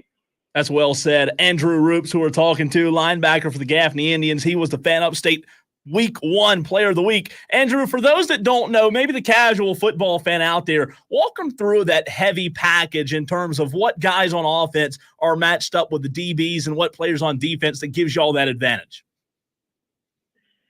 Really, we got our biggest guys up front and our two of our stronger defensive linemen up front blocking for me, and then me in the backfield whose whole job is to get the ball, put your head down, and go. So, I mean, we put as much weight and as much muscle as we can up there, and we just power through whoever we can, and most of the time it works for us. Andrew, we just got a message in here on our live stream on YouTube. A listener, Madcraft, says, this kid sounds like a college football coach. Man, he's going to go places and do great things. I believe Madcraft is right there. What are your plans after you finish there at Gaffney? Are you getting looks and getting offers from some programs who's interested in you? And ultimately, where do you want to end up with your football playing career? My dream is to go to college and play college football. My dream school is South Carolina. I love South Carolina. I've always loved South Carolina since I was a little kid. But right now I've got offers from Limestone, Newberry, and Wingate. But that would be my dream, is to go bigger, go to college, go play football, and play my heart out there and continue what I'm doing in Gaffney at a school in college. And hopefully South Carolina. I love South Carolina. That's been my dream school forever. Now, Andrew, how would you react? How would your parents react if you got that offer letter from Clemson? Clemson is the great school. I mean, I don't think nobody would be upset about that. But I mean, I'm blessed. I'm blessed for everything I can get. I got to give all my glory to God. I mean, He's blessed me with the athletic ability to even play football at the high school level like this. But anywhere is appreciated from any school. Andrew, before we let you go, how bittersweet is it for you and the team this year playing for what could be one last run or what will be one last run for Dan Jones and what could be a spectacular finish to a great career he's had? It just means a lot more than just a normal season. We know, we want to send Coach Jones out with a bang, and not only Coach Jones, but, this right before the season, one of our coaches, the get-back coach, Boo Boo Ratchford, Terrence Boo Boo Ratchford, he passed away, unfortunately, right before the season. So this whole season just got a lot more on the line. We got the typical state championship, but we got Coach Jones's last year. We're doing this whole year's in memory of Boo Boo, and it just means a lot more to everybody. We want to send Coach Jones out with a bang. We want to play great in remembrance of Boo Boo. Senior linebacker from Gaffney, Andrew Roop, joining us here on the Fan Upstate, filling up the stat sheet with just a monster performance in week 1. 9 tackles, 3 of them for loss, 2 touchdowns. They bring him in the heavy package because he's a bowling ball. I have a feeling, Andrew, you keep playing like that, we're going to talk to you again on these airwaves again by the end of this season. Congratulations on the huge week, and good luck next week. Appreciate you, buddy. Yes, sir. I appreciate it.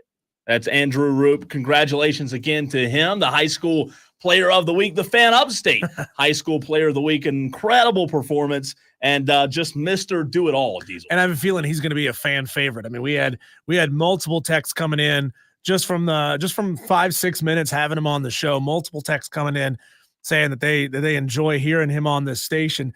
Yeah, he's got a cadence to him. He's got a little bit of a drawl to him. He's playing at a really good football team, and he's playing at an extremely high level. And he says he wants nothing more than to go play for the South Carolina Gamecocks. So Scotty, we'll see. And Scotty from BMW says, go Gaffney, played there in 1996. Wow, outstanding. I got a big show. We got a big show lined up for you tomorrow. We'll do it again all over right here on the Fan Upstate tomorrow at 3 o'clock. Upset picks due at 4 o'clock tomorrow.